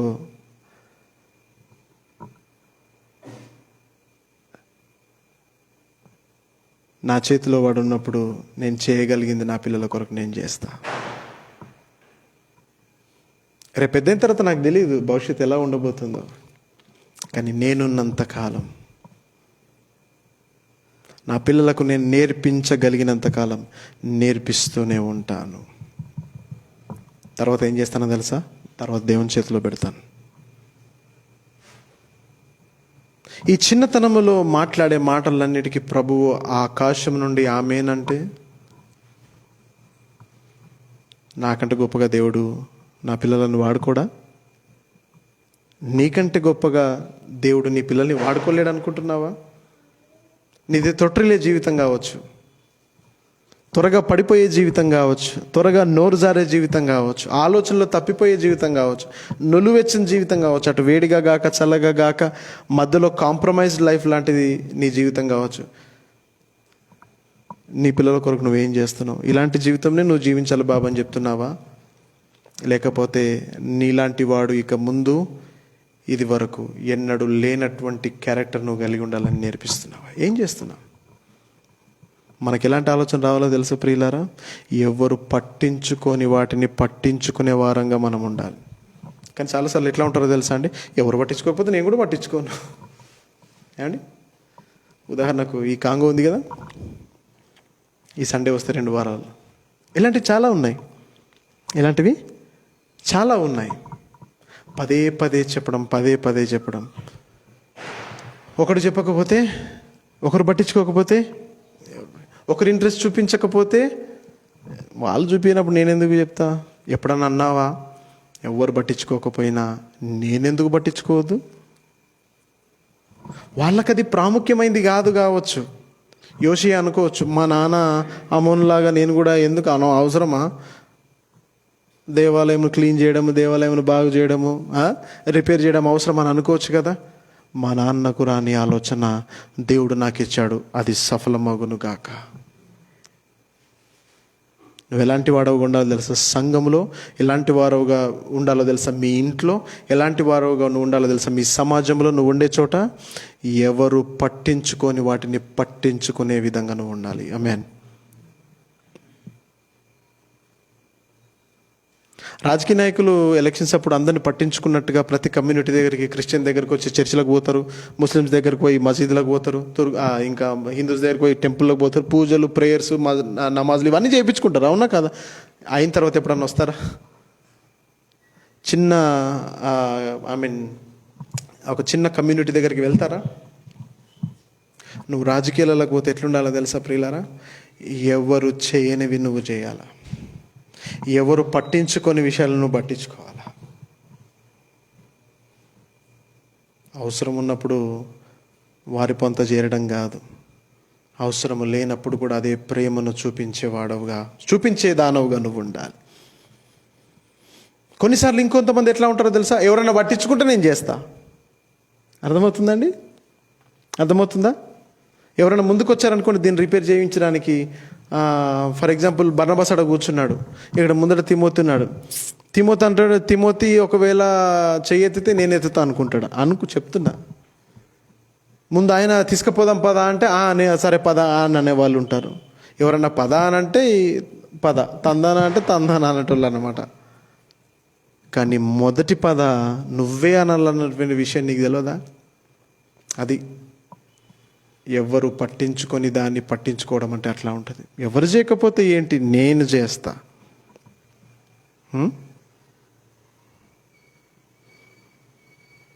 అన్ని విషయములలో నువ్వు మొదటి వాడవై ఉండాలి. అది అర్థమైందా? ఎందులో ఉండాలండి? మొదటి విషయాల్లో, అన్ని విషయాలలో నువ్వు మొదటి వాడవై ఉండాలి. భోజనం పెడుతున్నా అనుకోండి, అందులో మొదటివాడు, దాని గురించి నేను మాట్లాడట్లేదు. అందులో కడపటి వాడవుగా ఉండు. అందరు తిన్నాక మిగిలితే నేను తింటా అన్నట్టుగా ఉండు. మిగులుతుందో మిగలదో అన్నట్టుగా తినడం కాదు. అర్థమవుతుందా? సిద్దిపేటలో చాలాసార్లు క్రిస్మస్ సందర్భంగా తెలంగాణ గవర్నమెంట్ బట్టలు పంచుతారు. తెలుసా మీకు? First time వింటుర్రా?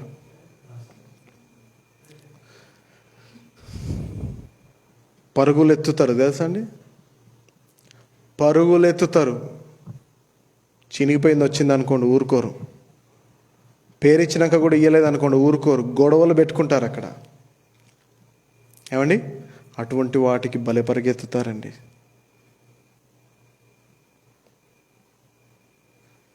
ఎవరికైనా సహాయం చేయాలి, దేవుని పరిచర్యలో మీటింగ్లకు వెళ్ళాలి అని అంటే మొదటి వాడుగా పరిగెత్తావా? తీసుకుపోకపోతే ఎప్పుడైనా ఏడ్చావా? అయ్యో నన్ను తీసుకుపోలేదే, అయ్యో నాకే పని చెప్పలేదే, నా మీద బరువు లేదే, బాధ్యత లేదే అని అన్నావా? అనలేదు.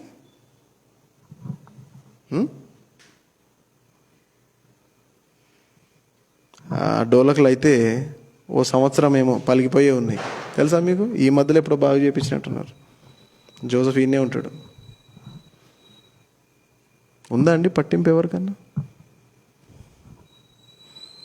నేనా వాయించేది? అది వాయించకపోతే అది కొని దానికి అర్థం లేదు అని మీకు తెలుసా? ఒక డోలక్ దేవుడు ఇచ్చాడు, కొట్టే తలాంతు నీకు ఇచ్చాడు. ఇప్పుడు దేవుడు నీ నుంచి ఏం ఎక్స్పెక్ట్ చేస్తాడు? ఏం ఎక్స్పెక్ట్ చేస్తాడు?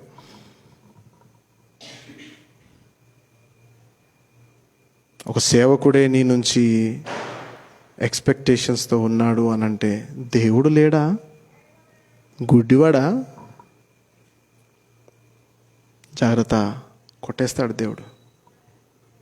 ఆయన మహిమను ఆపుతున్నావు. 150 కీర్తన చదవండి. నువ్వు జీవితంలో వినని మ్యూజికల్ ఇన్స్ట్రుమెంట్స్ గురించి అక్కడ వింటావు. దేవుని స్తుతించుడి పాట విన్నారా? పాడారా మీరు ఎప్పుడన్నా? ఆ పాట మొత్తం ఆ అధ్యాయంలో నుంచే రాశారు. తంబురతోను సితారతోను ఉందండి. అద్భుతమైన పాట, అద్భుతమైన చాప్టర్. వాయిద్యములు వాయించడము, వాయిద్యముల ద్వారా ప్రభువును మహిమపరచడం కూడా మనము చేయాల్సిన బాధ్యత.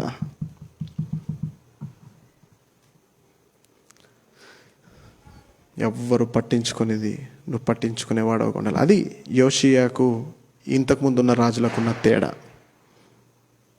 అర్థమవుతుందా?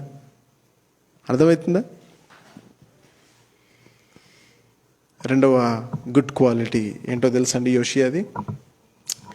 ఈ అందరూ మర్చిపోయిన దానిని గుర్తుపెట్టుకున్న రాజు. అందరూ మర్చిపోయిన దానిని గుర్తుపెట్టుకున్న రాజు యోషియా రాజు. ఏంటి మర్చిపోయింది? దేవాలయం అంటే ఏంటిది?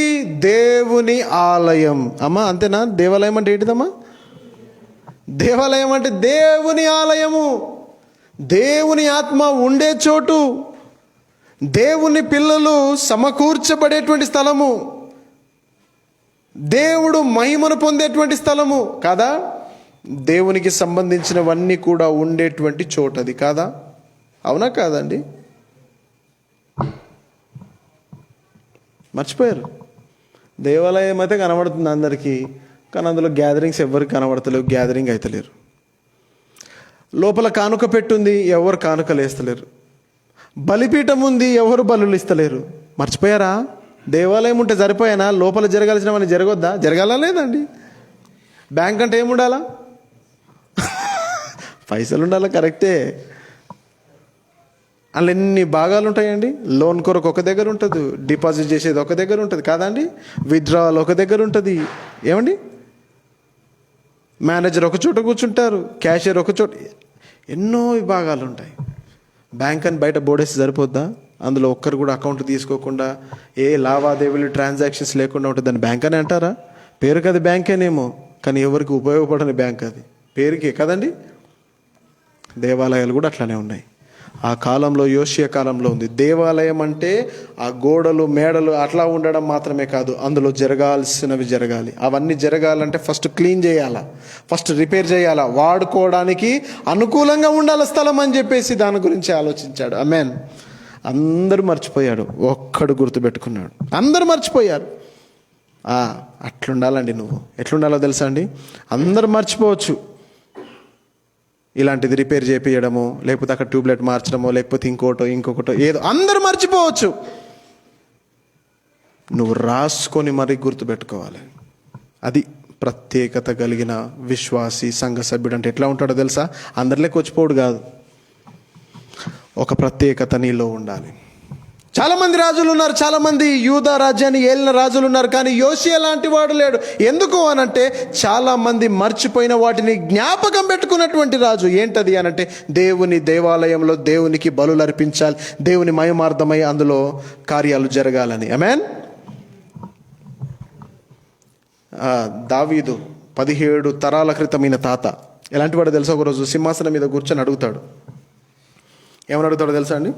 గొర్రెల కాపరి కదా ఆయన ఇంతకుముందు.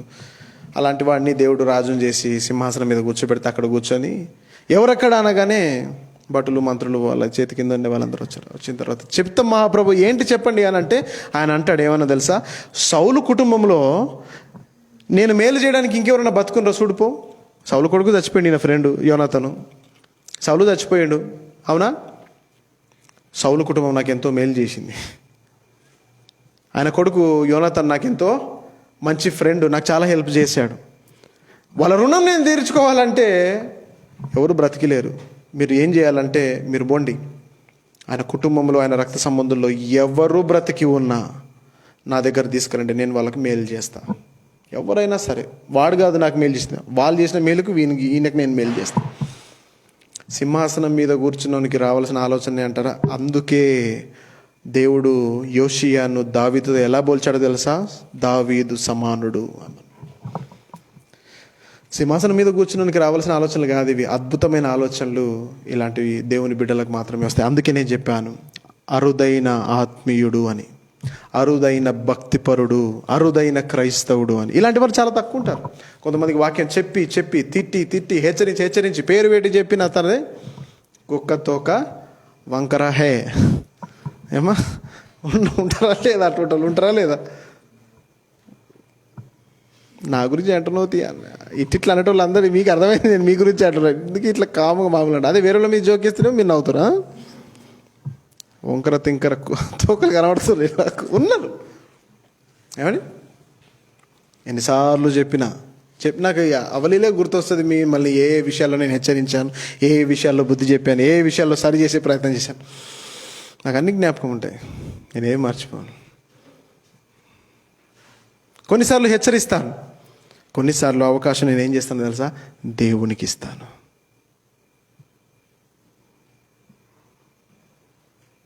నాకు హెచ్చరించడం ఒక్కటే నాతో అవుతుంది. ఇంకేమైనా అవుతుందా? నాతో అవుతుంది ఏమన్నా? తమ్ముడు వద్దు, అన్న వద్దు, అక్క వద్దు, చెల్లి వద్దు, జాగ్రత్త. వాక్యంలో చూడు దేవుడు ఏమంటున్నాడు, ఇది కాదు నువ్వు జీవించాలని జీవితం అని చెప్పి కొన్నిసార్లు ఏమనిపిస్తుంది తెలుసా? వద్దులే, ఇవన్నీ హెచ్చరికలు వాళ్ళకి తెలియనియా, కొంచెం డోసు పెంచుతాడులే ప్రభు చేతికి అప్పగిస్తే. ప్రియులారా, నా మినిస్ట్రీ ప్రారంభం నుంచి నేను తెలుసుకున్నటువంటి ఒక సత్యం చెప్పమంటారా? ఎప్పుడు పగ తీర్చుకోలేదు నేను. పలానోడు నన్ను ఈ మాట అన్నాడు, పలానావే ఇట్లా అన్నది, నేను ఎప్పుడు కూడా ఎవరి మీద పగ తీర్చుకోలేదు. నిజంగా దేవుడే ఒకవేళ నా మాటకు సాక్షిగా ఉంటాడని నేను నమ్ముతున్నాను.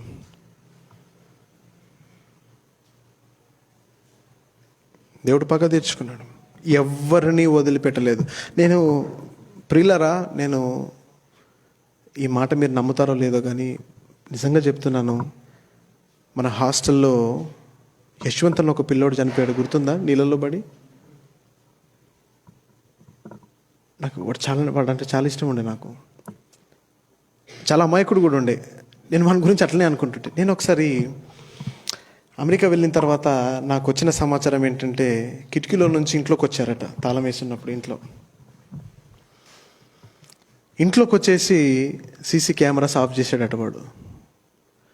అన్ని రూములు తిరిగారు. వాళ్ళ ఫ్రెండ్స్ని బయట నుంచి తీసుకొచ్చి రూము చూపించి అంత గందరగోళం చేశారు. నేను వాడు చనిపోయినప్పుడు ప్రభుని అడిగిన, ప్రభువా ఎందుకు ప్రభువా, అంత చిన్న పిల్లోడు. నా మనసుకు పదే వస్తున్నటువంటి ఆలోచన ఏంటంటే, నేను లేనప్పుడు వాడు ఏదైతే ఇంట్లో చేశాడో, ఏ నష్టంనైతే తీసుకొచ్చాడో, దేన్ని బట్టయితే మేము మా కుటుంబం దుఃఖపడ్డామో, దేవుడు ఊరుకోలేదేమో. అది కాకపోయి ఉండొచ్చు కారణము, కానీ నా మనసుకు పదే వస్తున్న ఆలోచన ఏంటంటే, నేను అన్ని గుర్తుపెట్టుకున్నాను. నువ్వు నా సొత్తు. కొన్నిసార్లు మనము దేవుడు తీసుకునే నిర్ణయాలకు ఇష్టం ఉండదేమో. ప్రభు, ఇంత పెద్ద శిక్ష అంత చిన్న పనికి, అంత చిన్న తప్పుకు. ప్రియులారా, తప్పించుకోలేం.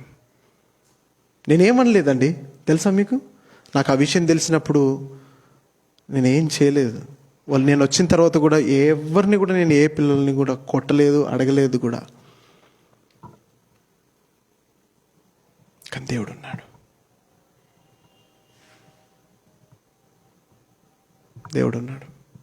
నీ పక్షాన ఉన్నాడు దేవుడు. నా పక్షాన ఒక్కనే కాదు. నిన్నెవరు శత్రువుగా భావిస్తున్నారు, నిన్నెవరు అసహించుకుంటున్నారు, నీ మీద ఎవరు పగ తీర్చుకునే ప్రయత్నం చేస్తున్నారు, ఏదో చేయడానికి ప్రయత్నిస్తున్నారు, దేవుడు చూస్తున్నాడు. వదిలేసేయి, దేవునికి వదిలేసేయి. నేను వదిలేశాను, చాలామందిని వదిలేశాను. దేవుడు వారి పట్ల జరిగించే కార్యాలను నేను చూసి, ఓకే, దేవుడు నేర్పించే ప్రాసెస్లో ఉన్నాడు, ఇట్స్ ఓకే. వాళ్ళు నాకు ఏమైనా విషయాలు వచ్చి, అన్న ఇట్లా జరుగుతుంది, అట్లా జరుగుతుంది, లేకపోతే వేరే వాళ్ళ ద్వారా తెలిసినప్పుడు నేనేమనుకుంటానో తెలుసా? ప్రార్థన తప్పకుండా చేద్దాం. But God is in the process of teaching people, his own people. You can run but you can not hide. నువ్వు పరిగెత్తు, దూరం పారిపో, కానీ నువ్వు ఎక్కడ దాక్కోలేవు. నువ్వు ఎక్కడ దాక్కోలేవు. ఎక్కడ దాక్కోగలవండి? సేవకుల నుంచి నువ్వు దాక్కోగలవు, మనుషుల నుంచి నువ్వు నీ కుటుంబం నుంచి దాక్కోగలవు, నీ స్నేహితుల నుంచి ప్రభు నుంచి నువ్వు దాక్కోగలవా? దాక్కోలేవు. చూద్దాం, దాక్కునే ప్రయత్నం చేస్తున్నావు కదా, ఎంతకాలం దాక్కుంటావో చూద్దాం. నన్నెవరేం చేస్తారులే అనుకుంటున్నావా? ఓకే, ఎందుకంటే ఇక్కడున్న మనం ఇక్కడ ఎవరిని కూడా ఏం చేయగలమా? కానీ ప్రతి ఒక్కరిని చేయగలిగే హక్కు, అధికారం ఆయనకున్నది. దావీదు అంటున్నాడు, ఎవరికన్నా మేలు చేయాలని అంటున్నాడు. తీసుకురండి అంటే మెఫీబోషెతును కుంటోని పట్టుకొని వస్తారు. లోదేబారులో మాకీరు ఇంట కదా, అనాథగా బడి ఉన్నటువంటి తీసుకొచ్చి సింహాసనం పక్కకి ఇంకొక చేరేసి ఆడ కూసబెట్టి లేని మర్యాదలు చేస్తుంటాడు. అబ్బా, ఎంత మంచి మనస్సు అండి. ఎవరు ఏది మర్చిపోయినా నువ్వు మర్చిపోకు. దేవుడు నీ జీవితంలో చేసిన కార్యములు మర్చిపోకు. పెంట కుప్ప మీద ఉన్న నీ జీవితాన్ని, పెంట కుప్ప మీద ఉన్నటువంటి నీ జీవితాన్ని, దొంగ ఊబిలో పడి ఉన్నటువంటి నీ జీవితాన్ని, నిరీక్షణ లేని నీ జీవితాన్ని, నీ కుటుంబాన్ని దేవుడు ఏ స్థితికి తీసుకొచ్చాడో. మంత్రగాళ్ళు ఆశ్చర్యపోయేలాగా ఉంది నీ జీవితము. మనుషులందరూ కుళ్ళుకునేలా, ఈర్ష్యపడేలాగా ఉంది నీ జీవితము. ప్రభువు గాదా చేసింది, మార్చింది? మర్చిపోయావా? నాకు బుద్ధి చెప్పే నాన్న లేడు, బుద్ధి చెప్పే తాత లేడు అని అనుకొని కూర్చుంటే యోషియా ఇవేవి చేసేవాడు కాదండి. ఒక్కనాడు చర్చికి పోలేదు, ఒక్కనాడు వాక్యము చదవలేదు. అయినా ఆయన లోపల దేవుని విషయంలో ఉన్నటువంటి భయము, భక్తి, మర్చిపోయిన విషయాలను గుర్తు చేసేదిగా ఉన్నది. ఒక్కసారి ఎవరైనా నీకు ఒకటి చెప్పిన తర్వాత రెండోసారి చెప్పారనుకోండి, యూ హ్యావ్ ఫెయిల్డ్. అర్థమైందండి? నీకు ఎవరన్నా ఏదైనా ఒక్కసారిగాక 2 సార్లు నీకు చెప్పారనుకోండి, నువ్వు వాళ్ళ దృష్టిలో, నా దృష్టిలోనే కాదు, ఎవరి దృష్టిలోనైనా నువ్వు అయిపోయావు అంతే. నీ క్యారెక్టర్ మీద మచ్చ మరక పడిపోయింది అంతే. అందుకే క్రైస్తవుడు ఎలా ఉండాలి అని అంటే, నువ్వు పనిచేసే దగ్గర కానీ చిన్న పని నుంచి పెద్ద పని వరకు నమ్మదగిన వాడవుగా ఉండాలి. ఒక్కసారితోనే నువ్వు చెప్పిన పని చేసేవాడవుగా ఉండాలి. ప్రభువుకు మహిమ. అది ప్రభువుకు మహిమ. ఒకసారి ఒక వ్యక్తి వచ్చి, నేను పోయిన నెల నేను దశమభాగం ఇవ్వడం మర్చిపోయినా నేను అని అన్నాడు. అది ఎట్లా మర్చిపోతారని నేను అడిగిన. నేను డబ్బులు రాగానే నేను అక్కడిక్కడ కట్టేసిన. మరి ఇప్పుడు ఎట్లా గుర్తుకొచ్చిందని. అది ఎట్లా గుర్తుకొచ్చింది? నాకు బాగా మతి మరపు వచ్చి నాకు ఒక ప్రాణం చేయాలంటున్నాడు. నేను నీకు దశమ భాగము కానుకలు గుర్తుకొచ్చినందుకు నేను ఎందుకు ప్రార్థన చేసి, అది నువ్వు చేసుకోవాల్సిన ప్రార్థన కాదా? అవునా కాదా? అట్లాంటి నేను మీ అందరి కొరకు ఎన్ని రోజులు ఉపవాసం ఉండి ప్రార్థన చేయాలో తెలుసా? మీరు అందరూ కానుకలు దశమ నేను ఎప్పుడు అట్లా చేయను. అది నువ్వు చేయాల్సి, ఎందుకంటే నాకు ఆ మేలు దొరికేది దాంట్లో నీకు కదా? అవునా కదండి? ఎట్లా మర్చిపోతావు? లోకమంతా మర్చిపోతుండవచ్చు. ఈ సంఘం విషయంలో చాలామంది చాలా మర్చిపోయారు. నువ్వు కూడా దేవుడు నీకు చేసిన మేలు, ఎవరి ద్వారా మేలు పంపించాడో, ఎవరి ద్వారా నువ్వు అభివృద్ధిలోనికి వచ్చావో, ఎవరి ద్వారా ఏ ఆశీర్వాదము నువ్వు పొందుకున్నావో వాటన్నిటి నువ్వు మర్చిపోవచ్చు. కానీ యోషి అలాంటి వాడు కాదు. తాత మర్చిపోయాడు, నాన్న మర్చిపోయాడు, మనవడిగా గుర్తుపెట్టుకున్నాడు. అర్థమైందా? అమ్మో, నా భర్త గుర్తులేదు, నేను జ్ఞాపకం చేస్తే ఏమైనా ఉన్నదా? నా భార్య గుర్తులేదు, నేను జ్ఞాపకం చేస్తే ఏమైనా ఉన్నదా? నో. నీ భర్త మతిమరుపు గలవాడైతే జ్ఞానం గల, జ్ఞాపక శక్తి కలిగినటువంటి భార్యగా బ్రతుకు, భర్తగా నువ్వు బ్రతుకు. తల్లిదండ్రులకి ఇద్దరు లేకపోతే పిల్లలుగా మీరు బ్రతకండి. దేవుని కొరకు బ్రతకడం మర్చిపోయావు, దేవునికి ఇవ్వడము మర్చిపోయావు, దేవుని మయంపరచడం మర్చిపోయావు, అన్నీ మర్చిపోయావు. కానీ నువ్వు ఏం చేయాలి అని అంటే, అన్నీ తెలిసిన వారుగా, దేవుని ఆత్మచేత నింపబడిన వారుగా నువ్వన్న జ్ఞాపకం పెట్టుకో. ఆ దిగజారిపోయిన, మర్చిపోయిన స్థితికి రాకు. 3వ క్వాలిటీ యోషియాలో ఉన్నది ఏంటో తెలుసా ప్రియులారా? ప్రాముఖ్యమైనవి ఏవో తెలిసిన రాజు. ప్రాముఖ్యమైనవి ఏవో తెలిసిన రాజు. ముఖ్యమైనవి వేరు, ప్రాముఖ్యమైనవి వేరు. బనబసావునా? రోజు నువ్వు చేసే ప్రాముఖ్యమైనది ఏంటిది? ముఖ్యమైనవి చెప్పురి. తినడము ముఖ్యమైనదే. కొంతమందికి ప్రాముఖ్యమైనదే తినడము. ముఖ్యం వేరు, ప్రాముఖ్యం వేరు. ఇంపార్టెంట్ వేరు, మోస్ట్ ఇంపార్టెంట్ వేరు. కదండి? అవునా కాదా? కాదా? ఏంటండి అట్లా చూస్తున్నారు అందరూ? అనవసరంగా తిండి గురించి జ్ఞాపకం చేసి ఇప్పుడు మీ దృష్టి అంతా తిండి మీద తీసుకుపోయినా ఏంటి? చెప్పండి. ముఖ్యమైనవి ఏంటి ప్రతిరోజు? అట్లా మౌనంగా ఉండడమా? చెప్పండి. తినడము ముఖ్యమైనది, అవునా? ఒక మీల్ నువ్వు తినకపోతే, ఒక పూట తినకపోతే కూడా పెద్ద ప్రాబ్లం లేదు. కనుక అది ప్రాముఖ్యమైనది కాదు, ముఖ్యమైనది. తింటే ఎనర్జెటిక్గా ఉంటావు, లేకపోతే కొంచెం నీరసంగా ఉంటావు, కానీ సావు. అవునా? ఎందుకు చచ్చిపోయినట్టు పొద్దున్న తినలేదు అంటారు. ఎప్పుడన్నా విన్నారా? ఎప్పుడన్నా విన్నారా అటువంటిది? ఎప్పుడన్నా జరిగింది అనుకోండి. ఈ మధ్యలో ఎట్లా చచ్చిపోతారంటే పొద్దున్న తినకపోతే చచ్చిపోతారని అనుకోండి. మీరు ఏం చేస్తారు? పొద్దున్న లేవగానే అమ్మో పండ్లు కూడా తోమకుండా. అవునా కదా? నిజమేనా కదా? ఇంకా ముఖ్యమైనవి ఏంటి? నీళ్ళు తాగడం. ఇంకా ముఖ్యమైనవి ఏంటి? జాబ్కి వెళ్ళడం. అవునా కదా? ప్రాముఖ్యమైనది ఏంటో తెలుసా? ప్రార్థన చేయడం. ప్రాముఖ్యమైనది ఏంటో తెలుసా? దేవునితో సమయం గడపడం. ప్రాముఖ్యమైనది ఏంటో తెలుసా? దేవుని కొరకు బ్రతకడం. ముఖ్యమైనవి, ప్రాముఖ్యమైనవి. ముఖ్యమైనవి చేయకున్నా సరే, నీళ్ళు తాగకపోయినా సరే, అన్నం తినకపోయినా సరే, డ్యూటీకి వెళ్ళకపోయినా సరే, దానికి చిన్న చిన్న నష్టాలు ఉంటాయి. కానీ దేవునితో మాట్లాడకుండా, నీ జీవితాన్ని దేవుని చేతిలో పెట్టకుండా, నీ పిల్లల గురించి ప్రార్థించకుండా, దేవునితో వాక్యంలో సమయంలో గడపకుండా, ఇవన్నీ ప్రాముఖ్యమైనవి. ఏం కాలేదనుకుంటున్నావు కదా చాలాసార్లు. అవునా కదండి? మనం ఎందుకు చదవకుండా ఉంటామని చెప్పి ఒక 2-3 రోజులు ప్రార్థన చేయకుండా ఎందుకు ఉండదు? ఏం కాలేదు కదా? ఏమండి? ఒక్కసారి క్రిస్టియన్ అయినాక ఒక్క రోజు నువ్వు ప్రార్థన తప్పించావు, నెక్స్ట్ రోజు చచ్చిపోతామని అనుకోండి. ఎవరన్నా అసలు చేయకుండా ఉంటారండి? చెప్పండి, నిజంగా చెప్పండి. చెప్పండి.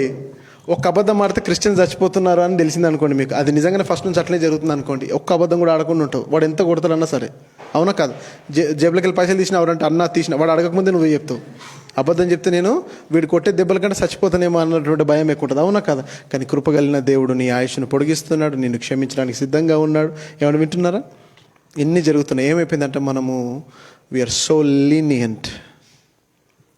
ఏమైతుంది?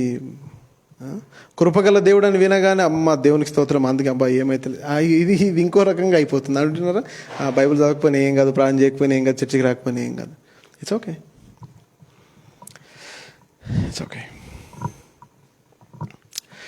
నా ప్రసంగం వినడానికి 5 వచ్చిండ్రు అనుకోండి, అంత మాత్రం నా ప్రసంగం వీళ్ళు పడిపోద్దా?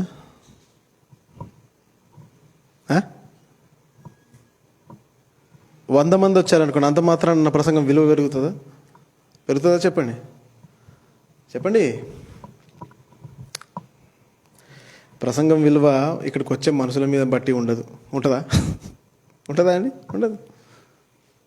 అనుకుంటారేమో ఎవరన్నా. చాలామందికి చాలాసార్లు చెప్పిన, బైబిల్ స్టడీకి రండి అని, దేవుని వాక్యం వినడానికి రండి అని. ఏంటో అట్లా అయిపోతున్నారు మనుషులు. ఎందుకు? ముఖ్యమైనవేవో, ప్రాముఖ్యమైనవేవో తెలియకుండా బ్రతుకుతున్నారు. కాదంటారా? చెప్పండి. మీ భార్య, పిల్లలు, భర్తలు అంతా ఎక్కడున్నారు? అందరు వచ్చారా? మీ అమ్మ, నాన్న, అత్తమ్మ అందరు ఉన్నారు ఇక్కడ? అడగండి వాళ్ళని, ఇంటికి వెళ్ళిన తర్వాత ఎందుకు రాలేదు. వాళ్ళని అడిగితే ఏం చెప్తే తెలుసా? నన్ను తీసుకుపోలేదు అంటారు. మిమ్మల్ని మీ మీదనే వేస్తారు. తెలుసుకో, ముఖ్యమైనవి, ప్రాముఖ్యమైనవి చేయడం. ఏంటి ఈయనకు ప్రాముఖ్యమైనదిగా అనిపించడము? దేవుని మందిరం పాడైపోతుంది, దాన్ని ఫస్ట్ రిపేర్ చేయాలి, అది ప్రాముఖ్యమైంది. ఇంకా వేరే చాలా ఉన్నాయి. గోడలు కట్టుడు, సొంత ఇల్లు కట్టుకున్నాడు, లేకపోతే ఇంకేదేదో చేసుడు, అవన్నీ ఉండొచ్చు చాలా ఆయనకు. కానీ ప్రప్రథమమైంది, మొట్టమొదటిగా చేయాల్సింది ఆయనకు కనిపించింది ఏంటంటే టెంపుల్ రిపేర్. టెంపుల్ని రిపేర్ చేయడము చాలా ప్రాముఖ్యమైనదిగా ఆయనకు అనిపించింది. నేను ఒకసారి ఒకళ్ళ ఇంటికి పోయినప్పుడు, ఇదివరకు ఆయన చాలాసార్లు అప్పుంది ప్రార్థన చేయి అని చెప్పేటోడు నాకు. సరే, జెన్యున్గా నేను కూడా నా ప్రార్థనలో చాలాసార్లు జ్ఞాపకం చేసుకొని ప్రార్థన చేస్తున్నప్పుడు ఒకసారి సడన్గా వాళ్ళ ఇంటికి పోయేసరికి వాళ్ళ కొడుకుకు గిటార్ కొనిచ్చిండు, ఇంట్లోకి టీవీ కొన్నాడు, ఏవేవో నాకు చెప్తున్నాడు. అన్న 2000 పెట్టి కొన్నా. ఎందుకు కొన్నారు అంటే, నేను చేసిన లెక్క నేను గిటార్ కొట్టుకుంటా దేవుణ్ణి ఆరాధిస్తా అన్నాడట వాళ్ళ కొడుకు. కొన్నాడట. ఇటు నేను చల్లబడతా మాట అంటే, అటు దేవుడు చల్లబడే మాట చెప్పిండు. ఇద్దరు కొట్లాడ పెట్టినట్టున్నది ఇది. ఏంటరా ఏందట, జసన్ లెక్క గిటార్ వాయిస్తూ ఆరాధనలు నడిపిస్తే దేవుని మహిమపరుస్తాను అన్నందుకు 2,000 పెట్టి గిటార్ కొని ఉన్నట్టు. నేనన్నా నీకేమైనా బుద్ధి ఉందా? ఏంటరా, నీకు టీవీ అవసరమా? నీ కొడుకుకి గిటార్ కొనిచ్చిన అవసరమా? అప్పులోళ్ళు నిన్ను ఎంత ఇబ్బంది పెడుతుండ్రో ప్రతి వారం చెప్తున్నావు. నీకు ఏది ముఖ్యమైనది ఏది ప్రాముఖ్యమైనది తెలియదా? అప్పు తీర్చుకోవాలన్న బుద్ధి లేదా? నిన్ను నమ్మి ఒకడు పైసలు ఇచ్చిండు, ఆపదల్లో నీకు సాయం చేసిండు, ఆ రుణం గిట్లనే నన్ను తీర్చుకునేది అని చెప్పి తిట్టొచ్చాను. అనుకున్నాను ఇక రాడిగా చర్చికని, వచ్చిండులే. అర్థమవుతుందా మీకు? చెప్పాల్సింది మనం చెప్పాలి, అవునా కాదండి? తెలివి తక్కువ ప్రవర్తించే వాళ్ళకి మనం ఏం చెప్పాలి? తెలివి ఉన్న మనము చెప్పకపోతే మనం తెలివి లేని వాళ్ళమే, హెచ్చరించకపోతే మనము తెలియని వాళ్ళమే, దేవుడు అంటే తెలియని వాళ్ళమే. కాదు కాదు కాదు కాదు, there is a difference between you and me. కొన్ని విషయాలు నీకు తెలియకపోవచ్చు, నేను చెప్తా. నాకు తెలియకపోవచ్చు, నువ్వు చెప్పాలి. మన బాధ్యత అది, మనం ప్రోత్సహించుకోవాలి. ఎట్లా మనము నిష్కలంకమైన కలంకము లేని జీవితము, సాక్ష్యమును పోగొట్టుకొని జీవితమును మనం ఎలా ఈ లోకంలో జీవించగలమో మనం దాని గురించి తాపత్రయపడాలి. నేను అన్నాను వాపస్ ఇచ్చేసి, ఇవ్వలేదనుకోండి, నా మాట ఎక్కువ మటుకు వినరు, ఎవరు కూడా వినరు. నేను చెప్పాను వద్దు వాపస్ ఇచ్చేసి, ఆ 2,000 ఇస్తే ఆ ₹1,00,000 ఇచ్చినాడు 2,000 బట్టి కూడా సంతోషపడతాడు. కపడా కనీసం 2,000 ఇచ్చాడు, వీళ్ళు నమ్మొచ్చు, నీ మీద దయ పుడుతుంది. నీకు ఎప్పుడైనా నిజంగా అవసరం ఉన్నప్పుడు సాయం చేస్తాడు. ఇటువంటి పిచ్చి పిచ్చి అన్నీ చేసి ఏం చేస్తామంటే నిజంగా ఆపద. అది పులి తెలుసా మీకు? పులి వచ్చింది అన్నాడట ఫస్ట్ ఒకడు, తెలుసా మీకు? అందరు వచ్చారట కత్తులు తీసుకొని, ఉత్తగా అన్నతి అన్నాడట. 2 సార్లు అట్లనే అన్నాడట. 3వసారి నిజంగానే పులి వచ్చిందట, ఎవరు రాలేదట. వీడు మళ్ళీ మజాక్ చేస్తుండే. మనకు నీకు ఎప్పుడు పులి వస్తుందో తెలియదు. కనుక నువ్వు నీ మాటలు జాగ్రత్త. మనుషులను ఆట పట్టించావనుకో, ఆట పట్టిపోతావు లోకంలో.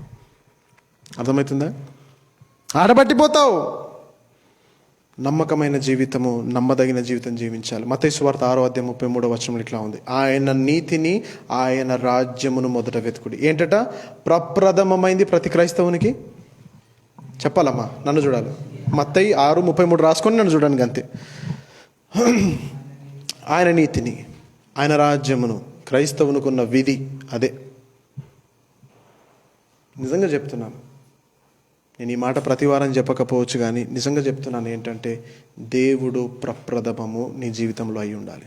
దేవుని రాజ్యము ప్రప్రథమం అయి ఉండాలి నీ జీవితంలో. నీ ఇంట్లో గోడ కూలిపోతుంది అనుకో, చర్చిలో కూడా గోడ కూలిపోతుంది అనుకో, ఈ రెండిట్లో యూ హ్యావ్ టు చూస్. అంటే నేను చెప్పేది ఏంటంటే నిజంగా చర్చిలో ఏం గోడలు కూలిపోతలేదు, మీరు గోడలేం చూడాల్సిన పని లేదు. కానీ చెప్తున్నాను, దేవునికి ఒక అవసరత ఉంది, నీకు ఒక అవసరత ఉంది. ఏ అవసరత ఫస్ట్ తీరుస్తావు? దేవుని రాజ్యముకు నువ్వు పనిచేయాలి. నువ్వు పనిచేసే దగ్గర నీ అవసరత ఉంది. దేనికి ప్రాధాన్యత ఇస్తావు? సండే రోజు డ్యూటీ ఉన్నది, చర్చి ఉన్నది, దేనికి ప్రాధాన్యత ఇస్తావు? చూస్ between those two important things in life. The most important things in life. ముఖ్యమైనవి నీ జీవితంలో, అతి ప్రాముఖ్యమైనవి నీ జీవితంలో ఏంటో నీకు తెలిస్తే రాంగ్ స్టెప్స్ వేయవు. ఎప్పటి నుంచో తెలుసా? 8 సంవత్సరాల వయసులో నుంచి. ఇంకొక అద్భుతమైన మాట చూపించమంటారండి. 7వ వచనంలో, 2వ రాజులు 22 7వ వచనంలో ఈ మాట ఉంది. అది చూసుకొని ముగించుకుందాం. ఏమనుందంటే, ఆ అధికారులు నమ్మకస్తులని వారి చేతికి అప్పగించిన ద్రవ్యమును గురించి వారి యొద్ద లెక్క పూడ్చుకొనకుండిరి. వింటున్నారా? ఆడ టెంపుల్, దేవాలయం రిపేర్ చేయాలి కదా, అక్కడ ఎత్తిన కానుకలన్నీ తీసుకుపోయి ఒకరికి ఇచ్చిరట.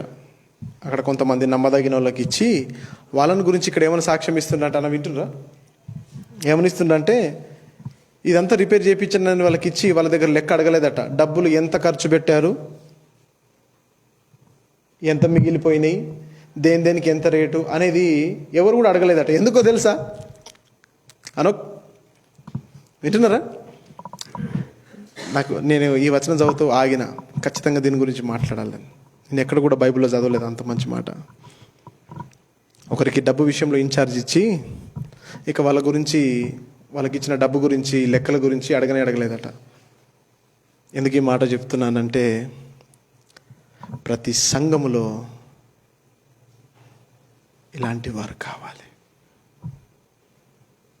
You have to be the most trustworthy and faithful person among all the church members. సంఘమంతటిలో నువ్వు నమ్మకస్తుడవుగా, నమ్మదగిన వాడవుగా, నీ మీద నమ్మొచ్చు, నీ మీద విశ్వాసం ఉంచవచ్చు. డబ్బులు ఇస్తే, ఏదైనా పని అప్పగిస్తే రూపాయి పొల్లు పోకుండా న్యాయంగా దాన్ని వాడతాడని. ఆమేన్. మీరు అనకపోయినా నాకు చాలాసార్లు నా మనసులో వచ్చిన ఆలోచన ఏంటో తెలుసా? డబ్బు విషయంలో రవాణాకైతే అప్పుడు చర్చ్ కన్స్ట్రక్షన్ చిన్న కొట్టప్పుడు లక్షలు కదా. ఇప్పుడు కూడా ఏదైనా ప్రాజెక్టు విషయంలో 1000 లక్షలు చాలామందికి ఇస్తుంటారు. నిన్ననే ఒక సహోదరునికి బోర్ విషయంలో కూడా కొత్త డబ్బు ఇచ్చి రావడం జరిగింది. అనుకోవచ్చు ఎవరికి చేతికన్నా డబ్బు ఇచ్చినప్పుడు చూసేవాళ్ళు కానీ అది తీసుకునేవారు కానీ ఏమన్నా, అన్నకు లెక్కలేవు డబ్బులు అనుకున్నారా మీరు ఎప్పుడన్నా? అనుకున్నారు. డబ్బు విషయంలో నా వ్యవహారంను మీరు చూసి ఏమనుకుంటారంటే, ఏదంటే అది అట్లా ఇచ్చేస్తుంటాడు, అందరిని నమ్ముతుంటాడు, అది ఇది అని. అన్నకు లెక్కలేదు, బాగా డబ్బులు ఉన్నాయి అని అనుకుంటారేమో. నా మనసులో ఉన్న మాట ఏంటో తెలుసా? నా మనసులో ఉన్న ఆలోచన ఏంటో తెలుసా? నేను డబ్బు ఎవరికైనా ఇచ్చినప్పుడు, నిన్ను నమ్మాను.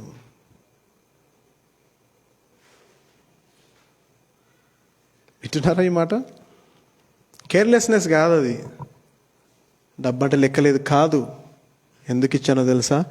నేను నిన్ను నమ్మాను కాబట్టి. అందరిలో నువ్వు నమ్మదగిన వాడవుగా నాకు కనిపించావు కాబట్టి నేను ఇచ్చాను. డబ్బు మీద అది లేక కాదు. నేను పోయేటప్పుడు ఎప్పుడైనా గడ పడేసుకుంటూ పోగా చూసి ఎప్పుడైనా, దాన్ని కేర్లెస్నెస్ అంటారు. మీరు ఎప్పుడైనా చూస్తున్నాగా నేను 500 నోట్లు ఇట్లా చింపి ఇట్లా మంటలు వేసినట్టు ఎప్పుడైనా కనబడదా? అది కేర్లెస్నెస్ అంటారు. నేను ఎవరినైనా నమ్మినప్పుడు, ఎవరికైనా డబ్బులు ఇచ్చినప్పుడు, లేకపోతే ఏదైనా బాధ్యత అప్పగించినప్పుడు ఏంటో తెలుసా? That's not my carelessness. You are the most trustworthy person. ఒక సేవకుడు, లేకపోతే మీరు పనిచేసే దగ్గర ఎవరైనా నీకు ఒక బాధ్యత అప్పగించారనుకోండి, ఎప్పుడు నాకే పని చెప్తారు అని అనుకున్నారా మీరు ఎప్పుడైనా? అది కాదు. ఏంటో ఉద్దేశం తెలుసా? ఎవరికి అప్పగించిన ఆ పని నువ్వు చెయ్యరు, నువ్వు మాత్రమే చేస్తావన్న నమ్మకం. అసలు వింటున్నారండి ఈ మాట? ద్రవ్యమును ఒకరి చేతిలో పెట్టి మళ్ళీ లెక్క అడగలేదంట. అంత నమ్మదగిన వారు ఆ రిపేర్ని చేపిస్తున్నారు అని అంటే, సింహాసనం మీద కూర్చున్న రాజు ధీమాగా హాయిగా కూర్చోవచ్చు. ఎందుకంటే ఆ పని నేను ఎవరికి అప్పగించా? నమ్మదగిన వారికి అప్పగించా.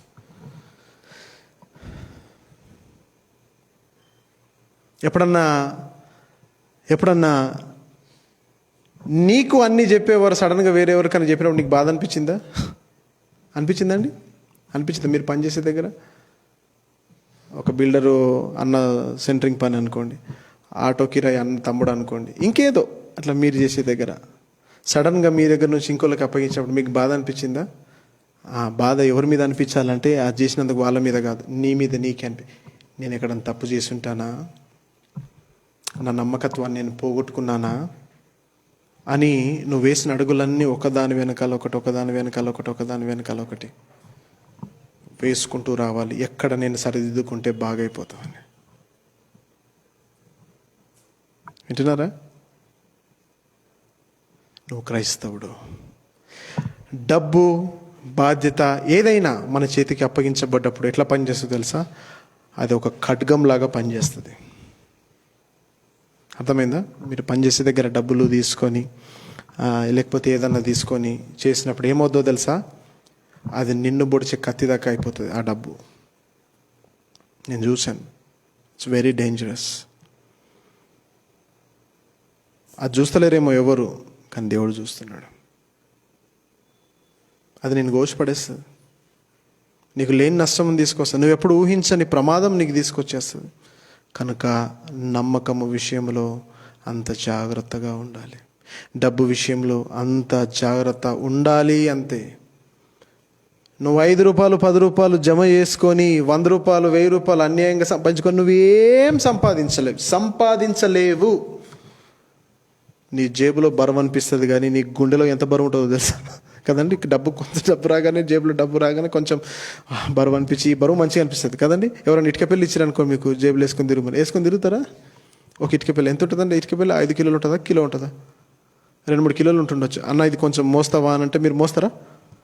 ఎంతసేపు మోయాలని అడుగుతారు వాడిని. అన్న ఒక 5 నిమిషాలు అంటే పర్లేదు, ఒక 5 గంటలు మోయన్నా అనుకుంటే నీ పిచ్చోడ నేనేందుకు మోస్తానంటావు. అదే 5 కిలోల బరువు ఉండే అంత బంగారం నీకు ఇచ్చి అన్న నీ దగ్గర పెట్టుకో అన్న అంటే ఏమంటారు మీరు? 5 కిలోల బంగారం ఇస్తే సుధాకర్ ఏమంటావు? చిచ్చి అంటారా? డబ్బు 5 కిలోల బరువు సమానంతో ఒక 500 అది 2000 రూపాయల నోటు ఉంటుంది కదా, ఆ కట్టలన్నీ ఇచ్చి ఒక 5 కిలోలు ఉంది అనుకున్నా, ఇది పెట్టుకోండి నీ దగ్గర, నేను అడిగినప్పుడు నేను తీసుకుంటాలే అని అనుకో, మీరు ఏమంటారు? ఇప్పుడు మర్చిపోతే మంచిగా ఉండు ఏమండి?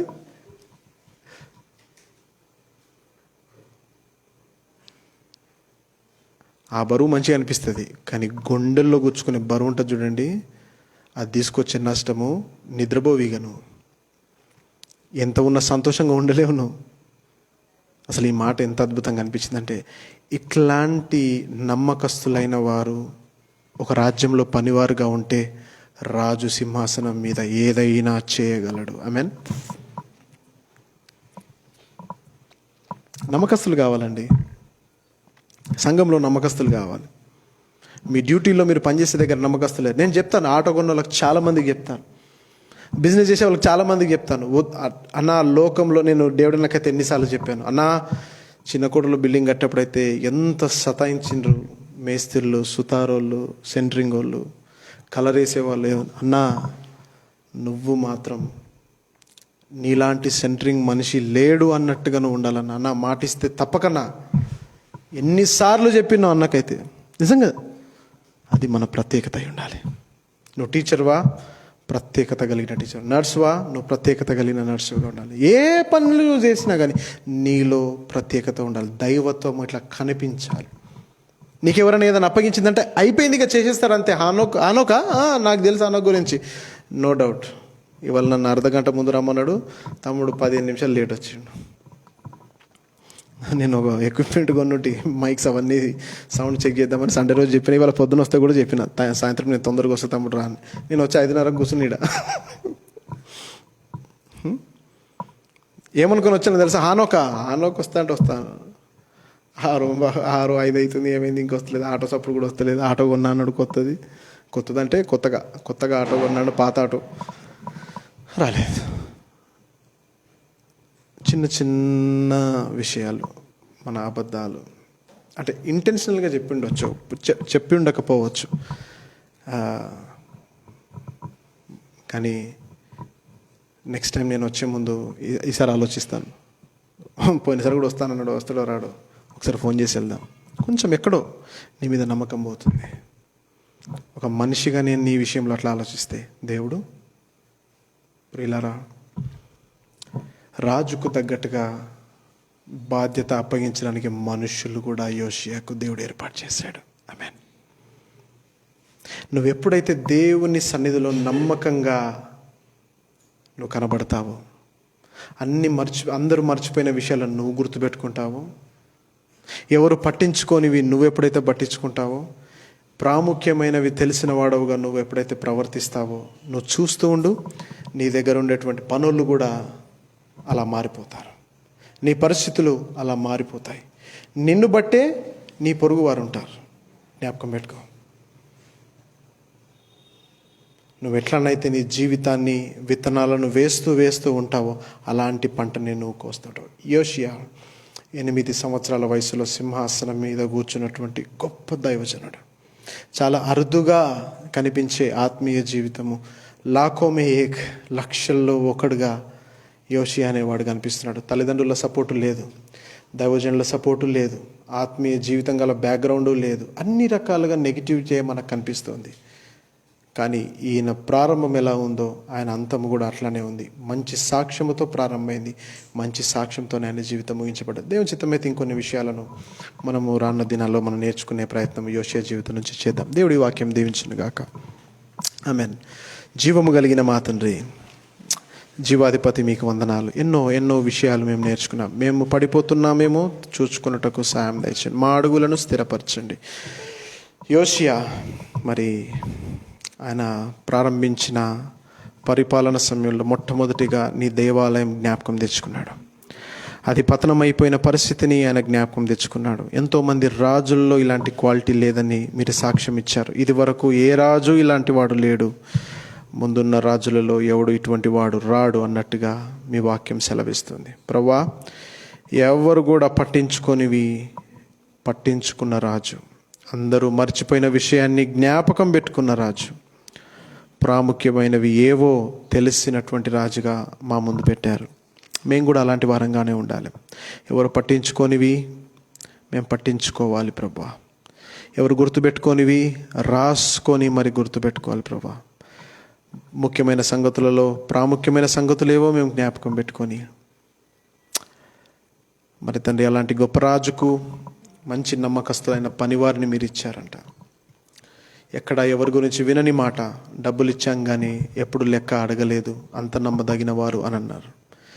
మేము పనిచేసే దగ్గర మేము అలాంటి సాక్ష్యం, ఈ లోకంలో అలాంటి సాక్ష్యం, ఈ సంఘంలో అలాంటి సాక్ష్యం, ఎక్కడ వెళ్ళినా తండ్రి మా గురించి మేము కాదు, మా గురించి ఇతరులు, దేవా తండ్రి తరతరాలు మాట్లాడుకునే సాక్ష్యమును మా అందరికీ దయచేయమని, మా పిల్లల విషయంలో మేము ఇలాంటి జాగ్రత్తలే తీసుకొని మా పిల్లల్ని మరొకసారి ఈ రాత్రి నీ చేతికి అప్పగించుకొని సమర్పించుకునే సహాయము మాకందరికీ దయచేయమని, వచ్చిన బిడ్డలను పేరు పేరు వరుసన దీవించి ఆశీర్వదించమని యేసు ప్రభు పరిశుద్ధ నామములో ప్రార్థించి వేడుకుంటున్నాము తండ్రి. ఆమేన్.